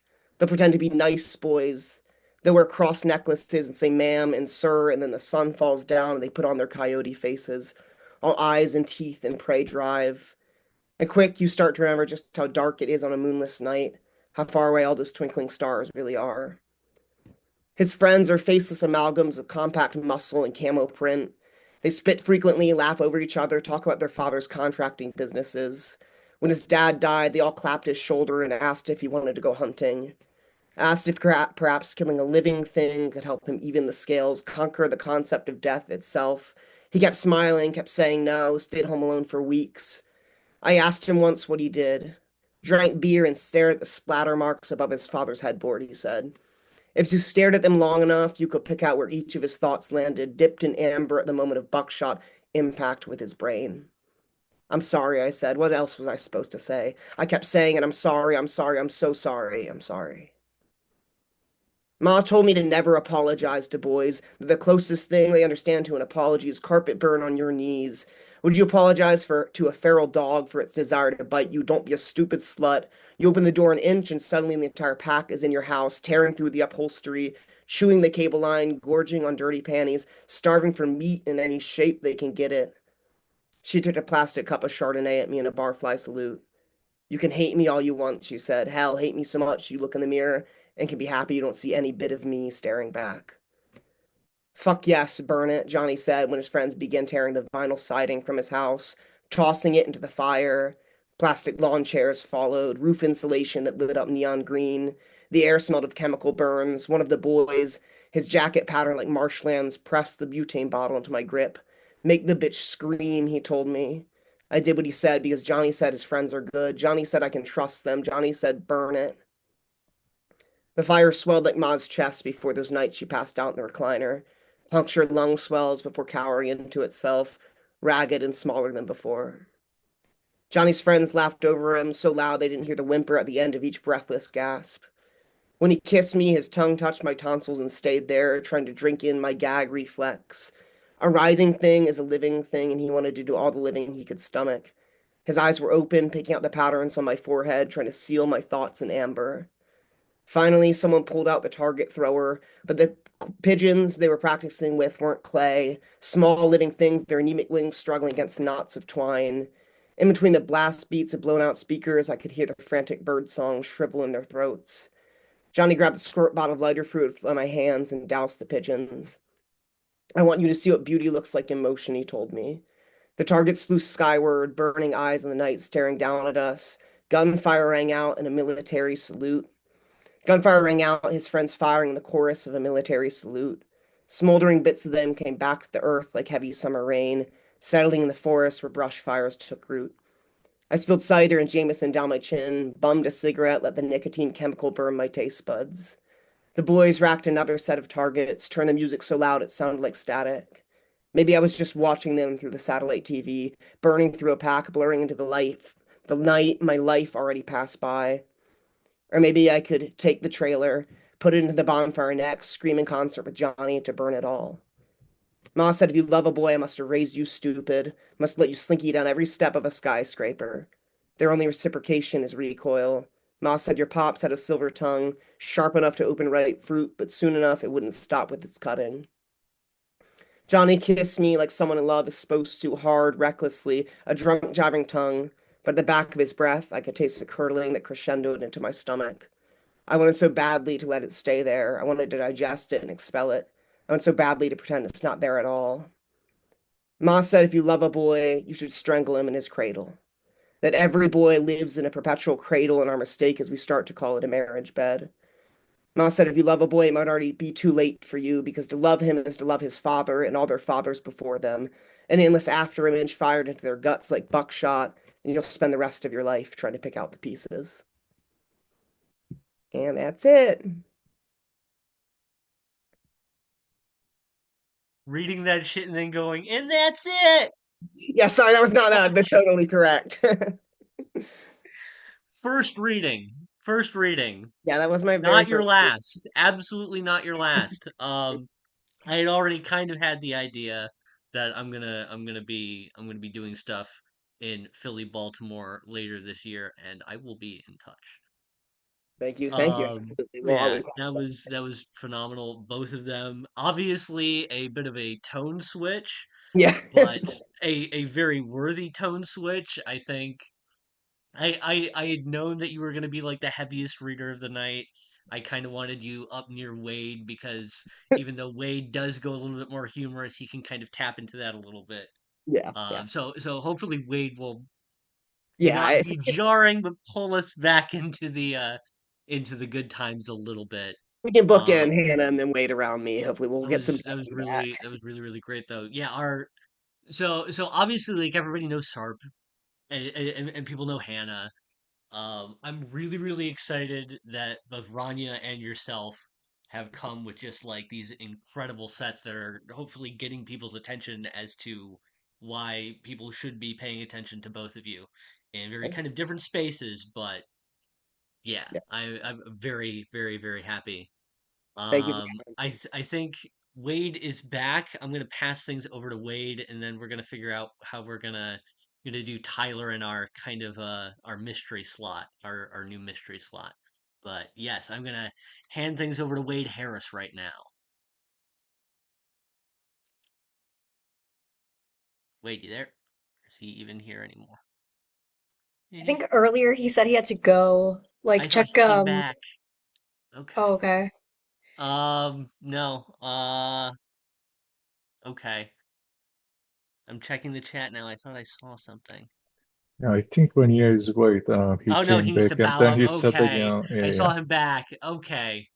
All right, so we got two mystery slots. So how are we gonna do this, people? Does anybody have an impromptu full set that they want to do? I will not read for 30 minutes. I refuse. I'll read for 10 to 15. I won't do 30. Does anybody want to do anything? Or are we just gonna have a shorter night? Is anybody Maybe we feeling bold? maybe we all can read the weights piece each in a way. Yeah. Okay. Uh, Caitlin's gonna take a slot. yeah. And does anybody else want to take a slot? Otherwise, I'm taking a slot.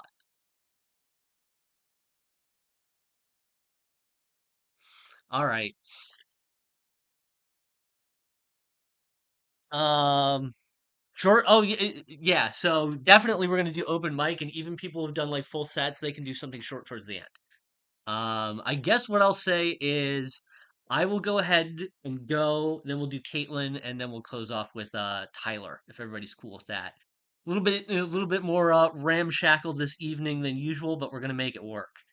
Um, and this is good because I have three readings coming up, and I would like to not bomb at them, so I can get a little bit of virtual practice going. And the other thing is I was debating, do I do something just that I haven't sent anywhere or isn't going to be out anywhere? Or do I read the thing that's going to be out in Sarp's publication? Or do I read what was out in Hannah's publication? And now I can do all three. Um, so let me bring this up. I was not expecting to do all this. Just give me a sec. Okay. All right. I'm gonna read off my phone because it just logged me out.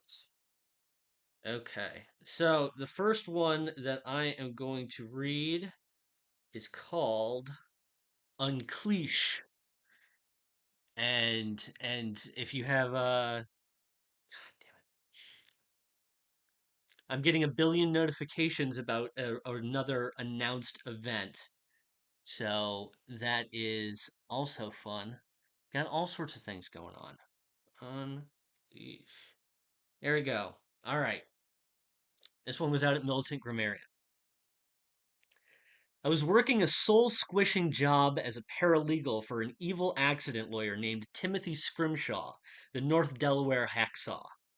He referred to himself as a hacksaw so as to propagate the public belief that he sawed hack corporate defense attorneys in half in the courtroom, metaphorically speaking. The advertisements were more literal. Technically, they weren't advertisements, since advertisements can't be that ruthlessly and psychotically gruesome. Scrimshaw pitched a series of 8 11-minute episodes to Adult Swim. Adult Swim picked up the first season of Timothy Scrimshaw, the North Delaware hacksaw, rated TVMA for extreme violence. Under the condition, Scrimshaw paid the network $12 million per episode. Scrimshaw was old money. His ancestor invented the hat. So after a number of hedonistic meetings with Warner executives across high-end Tokyo establishments, a deal for an 8-week run and a brief yet erratic syndication schedule was agreed upon. Each episode involved a different case in which Scrimshaw would bisect a facsimile of a North Delaware lawyer to the raucous applause of a bloodthirsty jury. One lawyer, Eric Picklebank, attempted to take him to court for threat of bodily harm, but the case was dismissed when Scrimshaw pointed out that the lawyer he viciously mutilated was listed in the credits as Eric Picklebank. This was the only case Scrimshaw ever won, and Picklebank went missing shortly thereafter. Whilst drafting an affidavit pertaining to the case of Lucia Planos, a woman who had been horrifically maimed by a Presa Canario that had leapt over the barricade after an undercard bout at Pit Fighting Championship 87, VTKO, I mistakenly misspelled the word unleash as uncleash. As Bob Ross famously said, we don't make mistakes, just happy accidents. And so I found myself deeply pondering the purpose of this typo, straining to assess its greater meaning. Uncleash, uncleash, uncleash, a leash for older gentlemen. A product for age gap S&M couples where the older gentleman is the sub and the younger gentlewoman or gentleman is the dom. Liberated by direction and purpose, I felt myself unleashed from my drab and unbearable fate as the corporate sub of Scrimshaw and promptly quit my job. I knew I would require a wealthy benefactor to truly share my idea with the world. To settle for cult success was unacceptable. This had to be the sham wow of leashes. Fortunately, rich men are perverts. Through my prior connections working with Scrimshaw, I was able to set up a pitch meeting with a Warner executive who, for legal reasons, will remain anonymous. And after 2 bottles of Dewazakure sake, he offered me $96 million to start my business in exchange for being the primary shareholder and the first owner of an Uncleash. I had more than enough funds for mass production, mass advertising, mass everything. Unleashed was even greenlit for its own Adult Swim series, rated TV-MA for extreme sexual content. But unlike Scrimshaw, I was paid even more money. I had daytime ads. I even hired Vince Offer for pennies on the dime after his failed Texas 31st District congressional bid. Our daytime ad went like this. Hi, it's Vince with Unleashed. You'll released every time. Released from what you say? Well, that'd be autonomy, decisions, the stresses of everyday life. Old men, aren't you tired? Tired of projecting false strength. Tired of pinning down the younger generation underneath your wrinkled thumbs. Tired of ducking around corners pretending that you don't want to be bullied, bossed around, sexually subjugated. Zoomers, don't you want control of something, anything? It's time to turn the tables with Unleash. Grind the 6-inch heels of your strappy shoes into the hideous contours of the capitalist pig dog faces who have stolen everything. Take it all back with Unleash.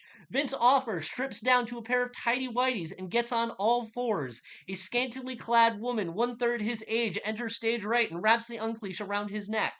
I can't live without it. I just love it. She loves it.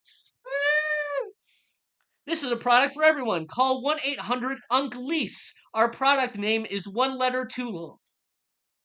It was an ordinary leash, save for a voice-activated safe work lock, but everything is about messaging. Soon the Unleash was everywhere. Walmart, Target, even Albertsons. Young people started walking their older partners around the park, playing frisbee fetch with them, cleaning up after their messes. I changed the world and I was obscenely wealthy. Everyone knew who I was. Everyone shrunk in front of me. I longed for the old days when I felt powerless, when power was within reach but not yet in hand. I had so many affairs, I truly was a dog. And then I put on the Unleash. My younger girlfriend was walking me around the park, calling me a bad boy as I misbehaved, and I loved misbehaving. I was busy chasing my tail in circles when out of the corner of my eye, I noticed Timothy Scrimshaw, also on the leash of a younger woman. Then I scanned the park. Every corporate defense attorney featured in Timothy Scrimshaw, the North Delaware hacksaw, except for Eric Picklebank, was there, also on an Unleash, also barking happily, mindlessly. I stared fervently into the cloudy eyes of Scrimshaw. I growled. My owner yelled, "Heel!" But I did not heel. I said, "Unleash." The Unleash fell from my neck. I looked towards each of the corporate defense attorneys and they all said, "Unleash." A pack of wild human dogs, we rushed towards Scrimshaw, tearing him apart like we were fighting over a tenderloin. He didn't resist at all. He never even said the safe word. In the words, Picklebank lived quietly, alone with his dog, a Presa Canario named Carmichael, both off the leash. Okay, that's that one. The next one that I'm going to do is going to be in the bulb region. It's going to be out there before this is uploaded, so I don't feel too bad about it. And it's going to be like a little advanced preview. And yeah, this is about Lorne Michaels and other things. After amassing a modest yet notable following on YouTube for my no-budget one-man comedy skits, I received a handwritten letter from Lorne Michaels. The paper was handcrafted, the penmanship small and ornate. I had to squint with almost painful intensity to read it, and I could hardly believe my eyes when I was finally able to make out what it said. Lorne was a fan of my skits. He said that in dark times like these, scrappy, hopeful comedy was exactly what the world needed. I was too unpracticed, too rough around the edges for SNL, but Lorne was implementing an SNL development pre-show which would air the next day called Sunday Afternoon Delay, or SAD. I became one of the not yet ready for primetime players.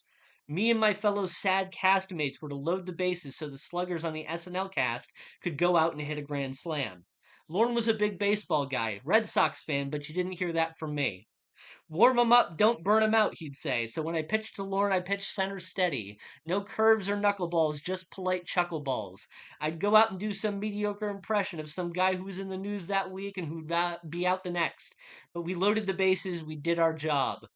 The SNL cast struck out every time. Lorne and I were eating and catering, and Lorne was opening up his club sandwich with the delicacy of a surgeon, wiping and dabbing the mayonnaise off with an NBC branded napkin because he had this mental block where mayonnaise reminded him too much of semen and he'd just start gagging. But he didn't want to make a no creamy white foods rule because he didn't think that'd be fair to everyone else. He was that kind of guy. Anyways, he was soaking up the mayonnaise, and Marcelo Hernandez walked in after bombing the skit where he's the long lost Mexican half brother of the Jonas Brothers.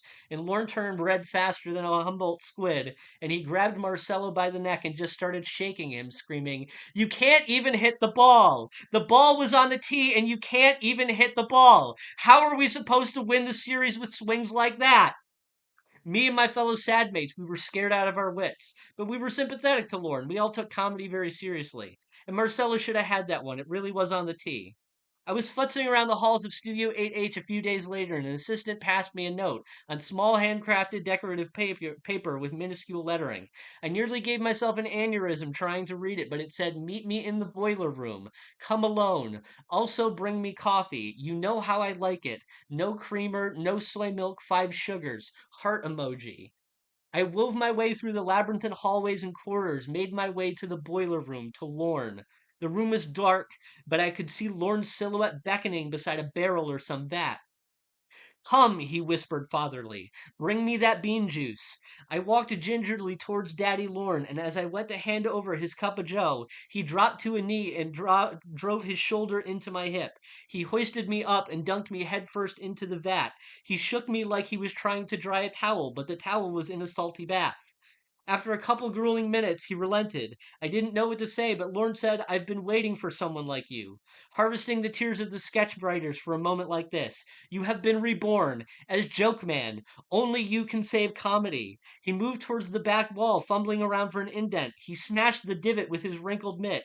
The wall rotated 90 degrees, revealing a high-tech heroes lair. There was a suit crafted from the hard-blooded Australian below paddles Laugh Factory regulars used to beat the open micers with. A cape stitched together from crumpled parchment upon which many a rejected sketch was written. A suspicious looking pod in the corner. I donned the suit and cape. I took up the mantle. I was now not yet ready for prime time. Something had changed. My comedian soul had corroded and blackened. On my first SNL, Steve Buscemi hosted and we did a Fargo skit. He was Steve Buscemi as Carl Showalter. Sarah Squirm was Frances McDormand as Marge Gunderson. I was Joke Man as Peter Stormare as Garrett Grimsrud. When Joke Man as Peter Stormare as Garrett Grimsrud put Steve Buscemi as Carl Showalter through an actual wood chipper playing a wood chipper, the audience laughed and laughed, showered and read until they could taste the iron. Then they grew quiet. Sarah Squirm as Frances McDormand as Marge Gunderson broke character and into hysterics. Lorne Michaels bonked Joke Man with an Australian bloke paddle. When Joke Man awoke, he was only half awoke, lying in the pod. On his chest was a third note, but it wasn't hard to read. It said, "I'm so sorry, Joke Man. These are dark times, and I don't think we need dark jokes in these dark times. Someday there will be less death, and then death will be funny again. Until then, I must freeze you until the times are good." And that is my second one, and I'm going to do one more.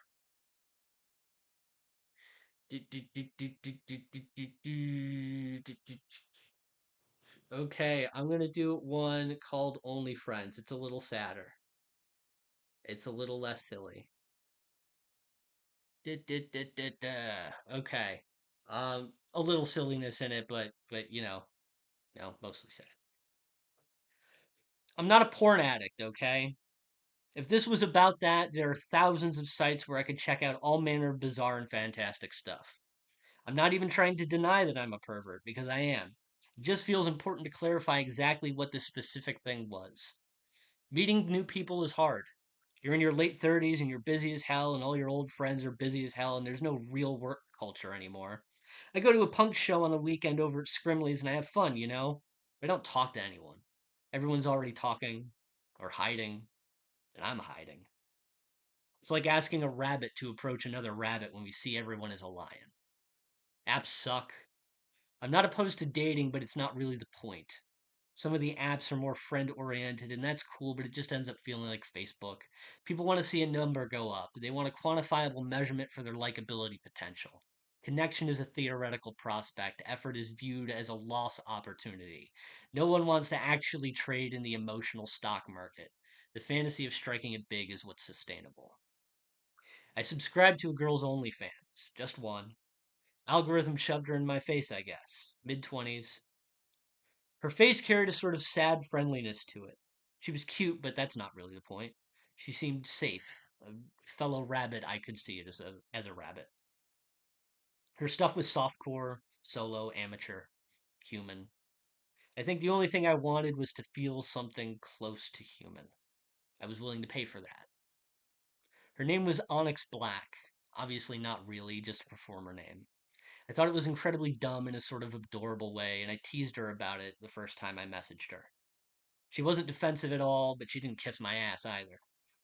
She thought it was funny, almost a parody of the assembly line goth girls the content farms were pushing out. She wasn't assembly line. She poked fun at me for being lonely in a way that made me feel less lonely. She sold me $5 bundles of charmingly poor quality photos and clips.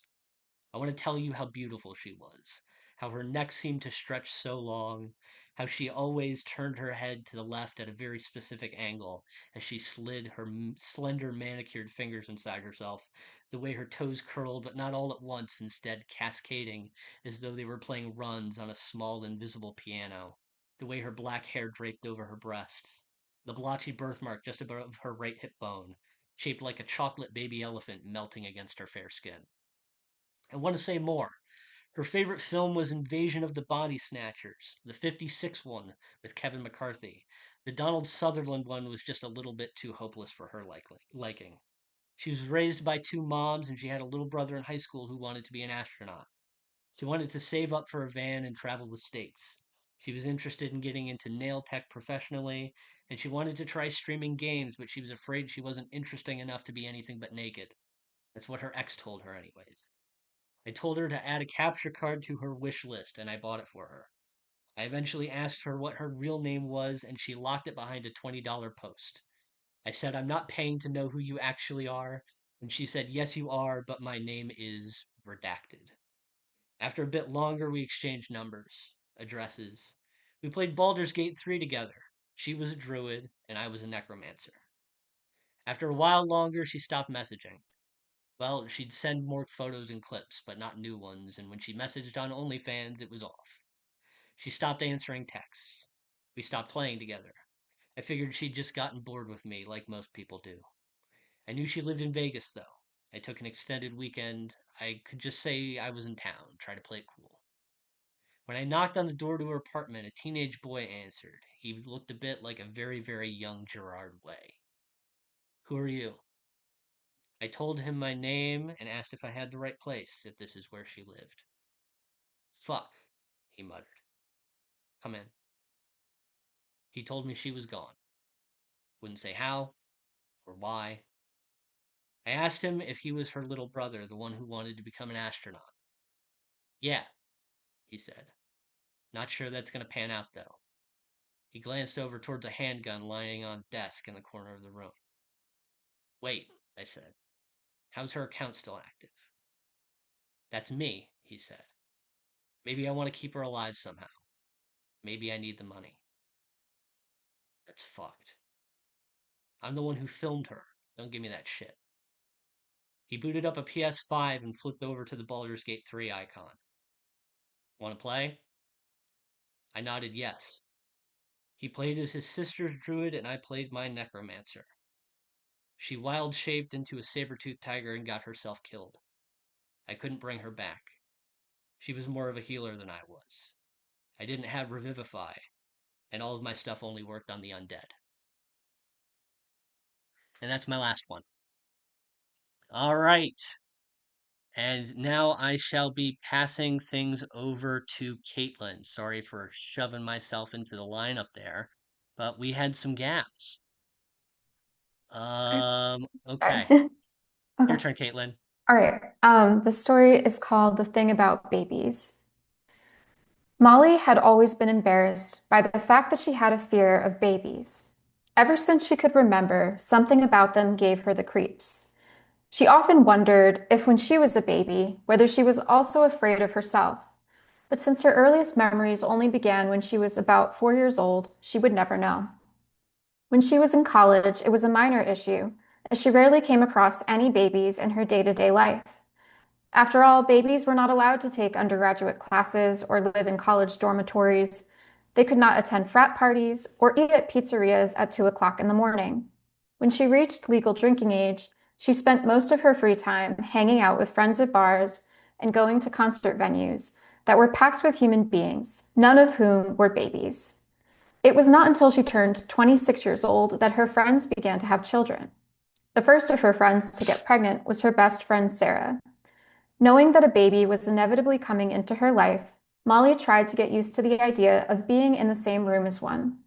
She read a book on childhood development to try to get a sense of what she could expect. But whether a baby smiled at 1 month or 3 did not seem to be a relevant factor in the equation.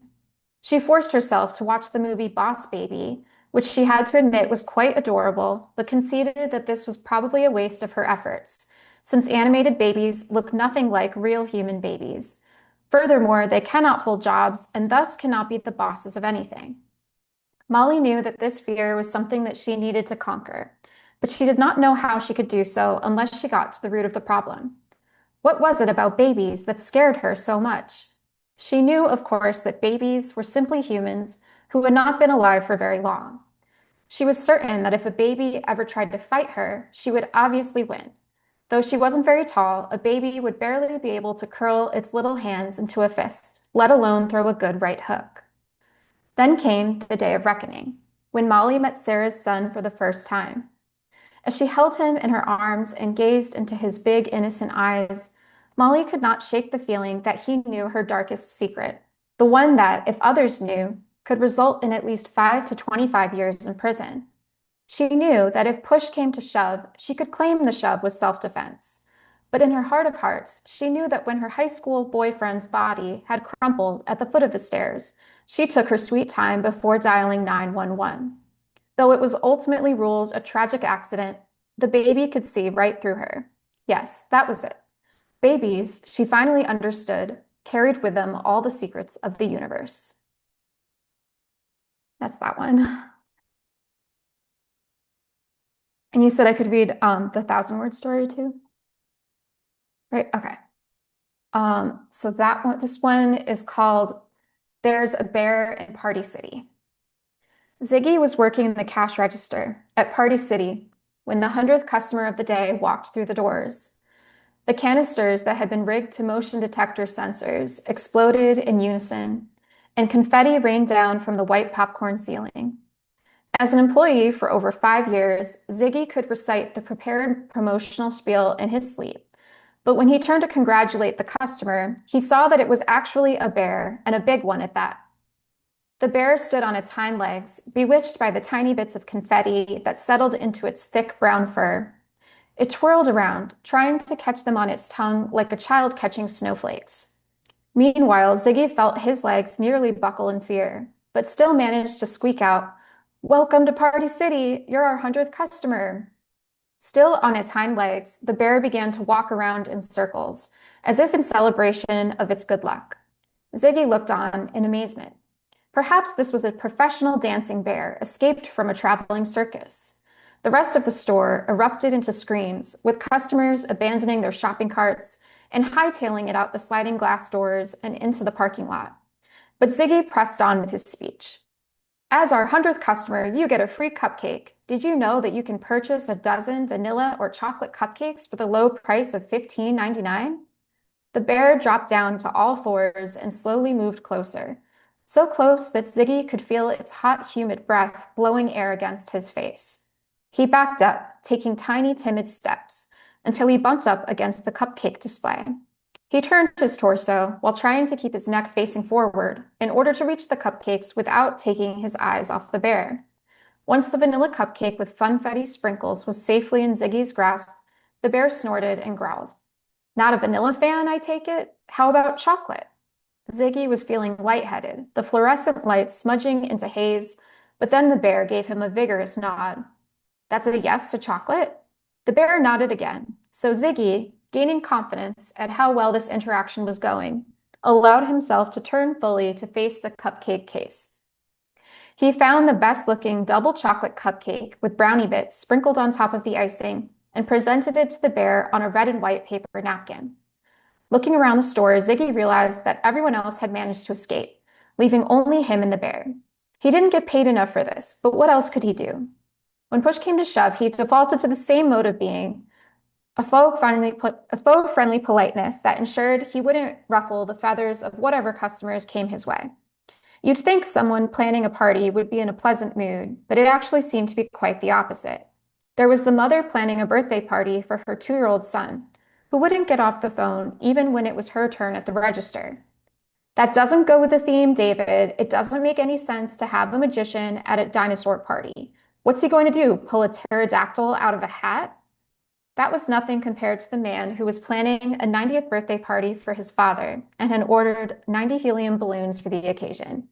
Ziggy had spent a long time ensuring that each and every balloon was filled to the appropriate amount, no balloon too squishy or too close to popping. But when the man arrived, he complained that they were all the same color. Ziggy had tried to calm him down by saying, "This is what I had on the order, sir. 90 helium balloons. There weren't any specific colors requested." "Why would I want 90 of the same color? That's ridiculous."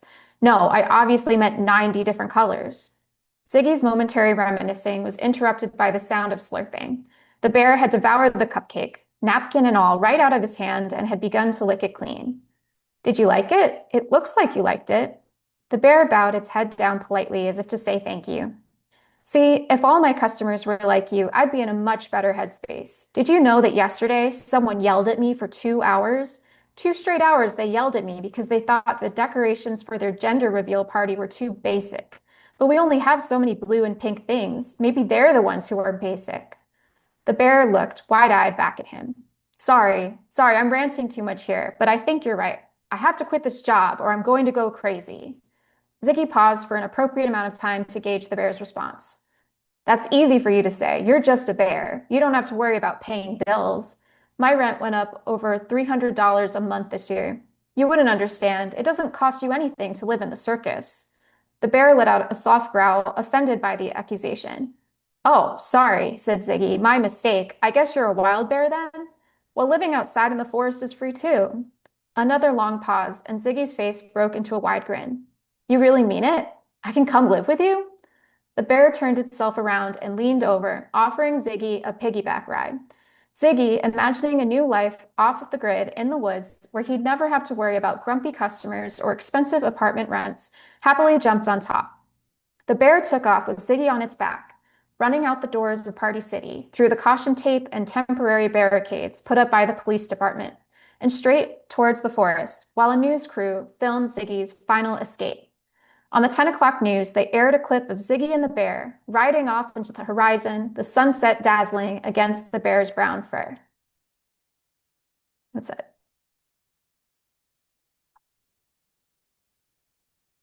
All right, thank you, Caitlin. Really, really good stories there. Caitlin, do I let it out of the bag? I mean, I might as well. Caitlin's going to be doing a different sort of set down the line. So, um, yeah, obviously, I'm all frazzled there, but I love those stories. I'm gonna love re-listening to them as well. Um, I did pay attention, but I got like a billion notifications coming in too, so I didn't catch it as much as I would have loved to, and that has nothing to do with you. That has a billion things to do with me. Um, I am going to pass things over to Tyler. Thank you again, Caitlin, for reading. Sarp is okay. This whole thing has been a scramble. This thing, and I've also got a billion things going on about another thing, and I'm trying to keep it together. Um, but first thing that we're gonna do is we're gonna pass things over to Tyler, and then if anybody wants to read anything else at the end, if they read during the main portion where I've got less things to balance, everybody is free to read anything that they would like to at the end. Okay, but for right now, I'm gonna pass things over to Tyler, and he's gonna cap off our main portion. Right? What's up? Travis, thanks for putting this together. This has been great. I just printed out a couple of really, really old things because I feel like if something's old enough, it's basically like it's new anyway. I don't even remember what happens in these. So both of these were published in like early 2023. The first one was published in Identity Theory and it's called Bricks. Sitting at a bar inside a mass-produced faux Italian restaurant specializing in mass-produced plastic chicken, I asked the man behind it for a drink. And he said, "Sorry, we're out." And I said, "Of everything?" And he said, "Yeah." And the woman sitting to my right said, "This is the result of late-stage capitalism. First, drinks will perish from the face of the earth. You will have to drink your own blood just to survive. Next, armadillos will go. There will be no more armadillos. People will say, 'Remember when there were armadillos?' And others will respond, 'Barely.' Mustaches will be outlawed. Pubic hair will be outlawed. Teeth will be harvested and sold. Birds will fly vertical, straining toward the black void above. The dead millions will rain down as they asphyxiate in the upper atmosphere, splattering against the roads and homes and automobiles in a mess of feathers and beaks.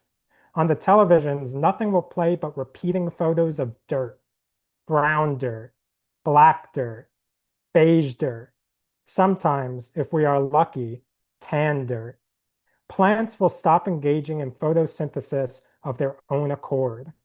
Time will become unprofitable. Children will throw themselves into cliffside waters before the age of 5. Disheveled politicians wearing hairnets of yarn will serve their disfigured, waterlogged remains to the aging general public. And I said, "Wow, who told you that?" And she replied by turning into a pile of blue bricks. This surprised me because turning into bricks is not something people usually do, and because bricks are normally red. The bartender just sighed and moved down to the other side of the bar. When he wasn't looking, I grabbed the top brick and left. I figured it would be cool to be in possession of such a special brick. The next morning, I brought it with me to work. I worked at a fast food restaurant that sold nothing but unsalted fries. It was called Unsalted Fries. Taking my place at the register, I laid the brick down on the counter beside me, and my coworker came by and stared at it. My coworker was an old man who had trouble standing for longer than a few minutes at a time. He did not really do much at Unsalted Fries. Mostly he would sit in the dining room and play tic-tac-toe against himself.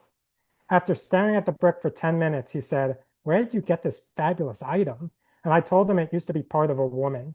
Then he asked me what part, and I got very sad because I realized it was probably her head, or at least part of her brain. And without that, she really had no hope of ever becoming a fully fledged woman again.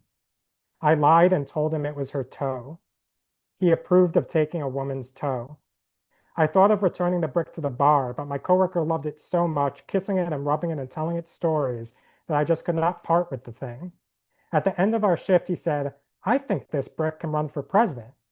Looking over the brick, I agreed it would probably make a good president because I had good posture, and I had recently read a study saying that people with good posture were trusted more than people with bad posture. Also, the brick was kind of maybe a female brick since it used to be part of a woman, and so I thought we could really make history by helping this brick to become the first female president.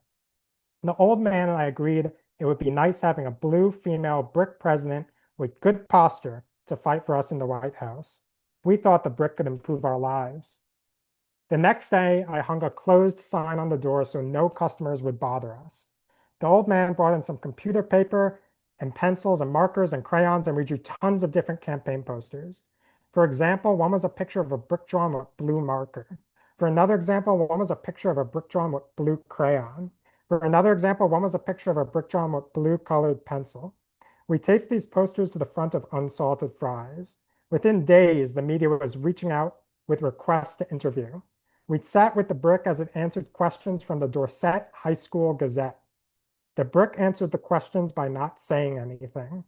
The Gazette praised the brick's straightforward responses and authenticity. Outlets began to reach out en masse. We went on Good Morning America, CNN, MSNBC, Fox, NPR, HGTV, eventually landing an interview with Leslie Stahl at 60 Minutes. It was time to reveal the brick's platform. The brick was on a wooden stool. Leslie Stahl was on a chair. The old man and I looked on from behind the cameras. Leslie Stahl was dressed in clothes, and the brick was dressed in a little top hat, which I had borrowed from one of my sister's dolls. I thought it was a little unfair that the brick, now the front runner in the presidential race, was only allowed a stool, but I kept my opinion to myself. Stahl shuffled her papers. Now, Brick, I'll ask you the same question I've asked the other candidates. What do you see as the biggest issue, whether domestic or foreign, in American politics today? Unbeknownst to Stahl, I had taped a small Bluetooth speaker underneath the top hat, allowing for text-to-speech through my cellular device. The brick would finally speak to the American public. Good question, Leslie, if I may call you Leslie, said the brick in a robotic female cadence. Stahl's eyes grew wide. You speak. Yes, I speak. Sorry, I was just not expecting it, she laughed. Why wait till now to make your voice known? I was waiting for the right question, the right interviewer. I am a big fan, Leslie, again, if I may call you that. Sure, you may, she said again, laughing. But yes, this is fantastic. Please, go on. The biggest issue. Yes, it is a good question. I flipped through my phone for a moment, pasted a pre-scripted speech from my notes app into the translator. A good question, and I have given it a lot of thought, but I keep arriving at the same answer. I feel it is right in front of our faces. Leslie, have you heard of unsalted fries? Of course you have. Don't answer that. Well, there's a franchise of unsalted fries on the corner of 3rd and 22nd. 3rd and 22nd, Leslie. The employees at this location, Leslie, if I may call you that, Leslie, the employees at this location work hard. They work so hard, Leslie, and they really deserve a raise, Leslie. You see, there's an old man there. He is so old that he can barely smell things. Sometimes he will walk by a dumpster and say, wow, what a great volcano. He mistakes volcanoes for dumpsters, Leslie. And this old man, for dinner, he's forced to eat sticks and leaves just to make ends meet. His teeth are so old and so brittle that sometimes it takes him a week to get through one leaf. And Leslie, there is another man there, Leslie, a young man, Leslie. He also needs a raise, Leslie. This young man wears napkins for shoes. He cannot afford shoes, so he is forced to tape napkins to the bottoms of his feet. The worst part, Leslie, the absolute worst part, is in the long run, this costs him more, Leslie. He goes through so many napkins. But the thing is, he has no other choice, Leslie. So this is what I see as the most important issue, Leslie. It is clear. We need to raise the average wage at the unsalted fries on 3rd and 22nd. Every follow-up question from Leslie Stahl, we responded to with, sorry, I am not taking any more questions. By the morning, the brick had plummeted to last place in the polling. The general public did not agree with our presentation of the issues. They also did not like learning the brick was female. They said things like, wow, this brick is shrill, and this brick is a cold, hard bitch. We had misjudged the extent of the general public's latent sexism. I thought the brick's untimely tumble down the polls was potentially just another symptom of late-stage capitalism, and this made me think of the woman the brick used to be. I thought if that I returned the brick and made her whole, then perhaps she could tell me. Returning to the bar inside the mass-produced faux Italian restaurant specializing in mass-produced plastic chicken, I stood over the pile of bricks. I put my brick on top, and it remained a pile of bricks. I was disappointed. I asked the pile of bricks what it thought of the failed presidential run of one of its pieces. It did not answer. It just remained a silent pile of bricks. I left and went back to work. So that's that one. And then this next one was published around the same time in Mudroom. This is the type of piece where every sentence ends in an exclamation point. So I'm going to read it in a kind of excited tone of voice, so hopefully it's not too annoying. It's called The Cows Are Lowing. The cows are lowing. The cows are lowing. The cows are lowing. The cows are eating grass in a big green meadow. The meadow has no fences. The meadow is boundless. The meadow is luscious. The meadow smells like grass, like freshly cut grass, even though the meadow has never been cut per se. Its relatively neat appearance maintained only due to the cows' frequent munching. The cows are munching. The cows are growing fifth stomachs. Each cow had 4 stomachs and now is growing a 5th. The cows are lowing. The cows' hot, wet mouths smell like shit and their brown, steaming shits like mouths. The cows are lowing. The cows are white with black splotches. Classic cows. The cows organize themselves in a circle formation, more of an oval, really. The cows are threatening to start a union. The cows decide to start a union. The cows are voting on a union president. The cows are having trouble remembering who voted for who because they're cows and their memory is not the best. The cows are now reconsidering the whole idea of unionizing from the ground up, from first principles. One cow gives a rousing speech. The cows are lowing. The cows decide against unionization. The cows decide to try something more extreme. The cows are reading the Communist Manifesto. Each cow now has a copy of the Communist Manifesto and is reading it. The cows are invigorated. The cows are quoting passages from the Communist Manifesto aloud. One cow yells, "Listen to this, my brothers. It says here, let the ruling classes tremble at a communistic revolution. The proletarians have nothing to lose but their chains. They have a world to win." The other cows low in response. The cow continues, and here it is written that communists disdain to conceal their views and aims. They openly declare that their ends can be attained only by the forcible overthrow of all existing social conditions. The cows are lowing. The cows begin to riot. The cows are running around and rioting. The cows yell things like economics and property and moo. The cows are lowing. The cows are getting tired of rioting in a big green meadow. The cows do not know what to really riot against in a big green meadow. The cows stop rioting. The cows renounce communism. The cows munch on some grass and the grass falls into their fifth stomachs. The cows think about what to do from here. The cows consider the tenets of National Socialism. The cows reject the tenets of National Socialism. Thank God. The cows consider the merits of nihilism. The cows find nihilism to be completely without merit. Thank God. The cows discuss adopting an existentialist or absurdist worldview. The cows decline to adopt an existentialist or absurdist worldview.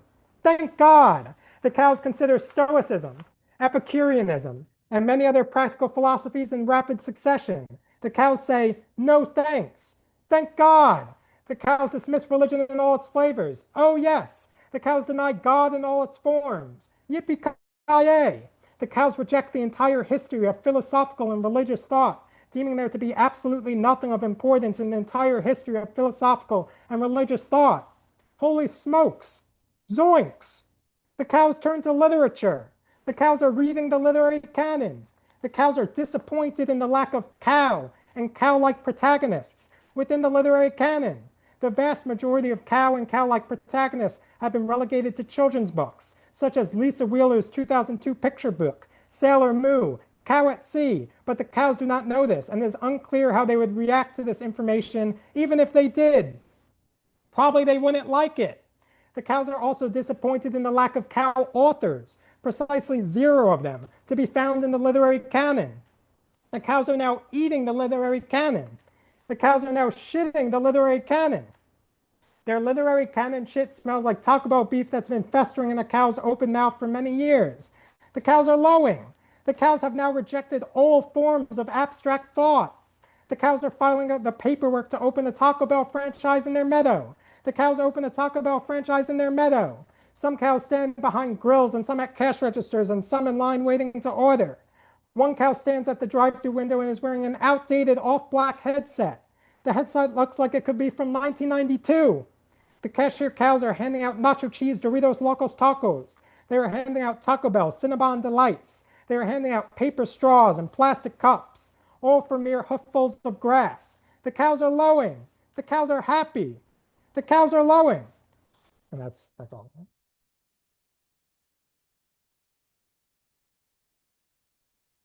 Wow. Both of those were great. Both of those were great. I, the cow one especially. Yeah, I mean everybody just throw out your copies of Animal Farm at this point, as that was pointed out. Ugh. I hate that the cows are lowing is probably just gonna be stuck in my brain for a few days. Like that's latched on. Is it, I have not read that from. Is that anywhere? Yeah, it was in Mudroom in like 2023. It's an old one. Oh, Old okay. one. All right. I still need to dig back all into your old stuff. Because again, I found you through the board game. I was like, oh, the board game's so good. I feel like the board game is maybe a bit too long for the format, but part of me is just like, ah, fuck it. Do the board game. Um I don't know how everybody's feeling as far as doing open mic stuff at this point, but the field is open to anybody who wants to read something a little bit shorter. Uh, Yeah, I got my little thing. yeah, Peter can go first. Peter mentioned that. All right. Mine's a creative nonfiction piece that was accepted a couple of days ago by Unoya Review. It's called Autopsy Report. It's based on, so it's creative nonfiction with a little creative license, but it's based on my mother's autopsy report that I saw when I was a teenager, and it's pretty disturbing to see. So here it is. Uh, my mother's autopsy report is kept in a Tom McCann shoebox in the closet. It was put there by my father, where he kept other documents. 5 years later, he dies of a heart attack when I am 20. There is no autopsy for him. My two younger siblings and I remain in the house for years. When it's time to sell, we divide up the furniture and mementos. They want the birth certificates and marriage license. I stick with the dead.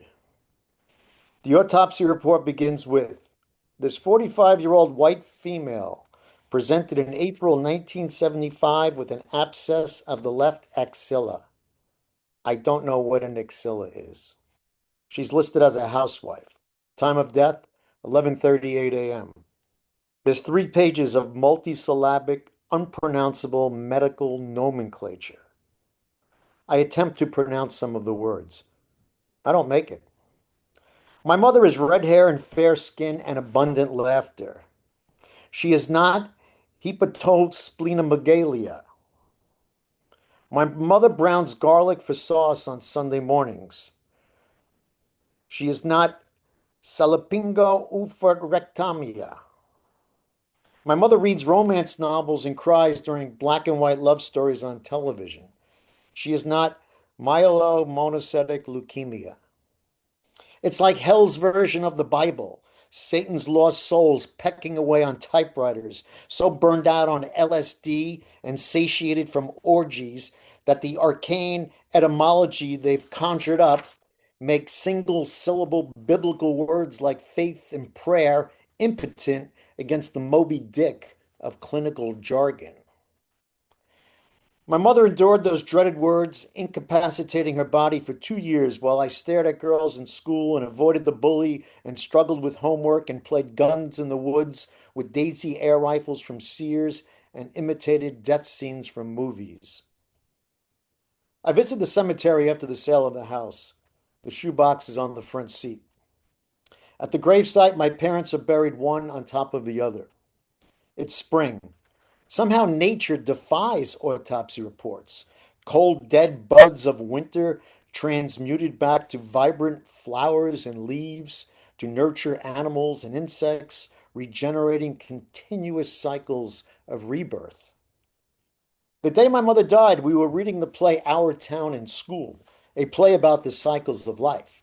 In Act 3, the dead are uncomfortable as the living stand crying over their graves. According to the stage manager, the dead are waiting for the eternal part of themselves to come out. It's not the end for them, but the living don't know it. I tear up the autopsy report and let the scraps of paper fall on the grass in front of the tombstone. Someone nearby says it's not nice to litter. I'm not littering, I say. It's science. The unpronounceable words that prayer was powerless to stop will graciously be accepted by the soil. Its nutrients of nitrogen and phosphorus and carbon, a feast for microorganisms and insects and plants and flowers and fields, zigzagging their way into the food chain, miraculously ending up in supermarkets. I will never visit the cemetery again. I walk away, crossing over dozens of plots, laughing to myself at the mysterious, wondrous absurdity of it all, like a zombie movie in reverse. The devil and his big words, as insignificant as the torn up scraps of paper scattered by a breeze. The autopsy report wasn't the last word. The dead were just getting started. Thank you.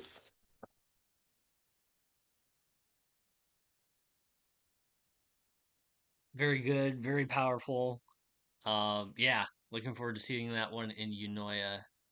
Sarp mentioned wanting to do a micro. Does anybody else want to do anything to cap things off? Just let me know in the chat. I'm going to hand things off to Sarp for now. By the way, I mean, we can also easily skip. It was just like a stopgap measure for those who, you know. Wait, I think you're on mute, Travis. Yeah, okay. Yeah, yes, that's fine. You can read if you want to. You don't have to though. Does anybody Sure, I else want to mean, read? no. Are we calling it a night? I'm gonna do the countdown. I usually do the countdown. I'm gonna One count thing maybe down. before we go, Peter, I loved how your camera zoomed in and zoomed out just at the right moment automatically. It definitely heightened the Oh, yeah? dramatic effect, I would say. Yeah. Oh, nice. Oh, And All there right. you go. Sarp, the movie buff you are, can you see what's hanging on the wall over there? Let Uh, me uh, see. Is it Clint Eastwood? yes, yes. Yeah. I could barely see it, but yeah. Yeah, Oh yeah, now I see it. That's a nice one. I got a lot of posters hanging up. I don't have any Yeah, movie posters in here. So like games. Let me see if I can pivot. I don't know if anybody's gonna be able to even understand what that is in the corner there.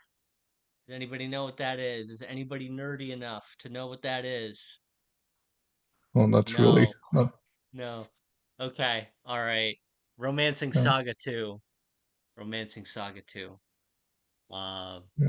I am on an island. But that's I okay. knew, but I only knew because you've mentioned it like 3 times before, Yeah, but I yeah, didn't yeah. want to like give it away. Okay. Hmm. It's fine. It's fine. If nobody else wants to read, I guess we'll call it a night. Good night, if a little all over the place and a little messier than usual. I thoroughly enjoyed everybody's reading. Um, I will say because Christian, that was his first ever reading, and Rania did the open mic last time, but first full set. Especially blown away by those two. Loved everybody, but for being new, holy shit. Yes, Thank you. natural. Naturals. Thank you everybody who came. I'm going to announce the next one, and yeah, thank you. All right, Yeah, good thank night, you. It's everybody. Thanks. a pleasure. Thanks, everyone. Meet Hmm. everybody. Nice to meet you, Great. Yeah. Peter. Have a good one, everyone. Okay. Bye bye.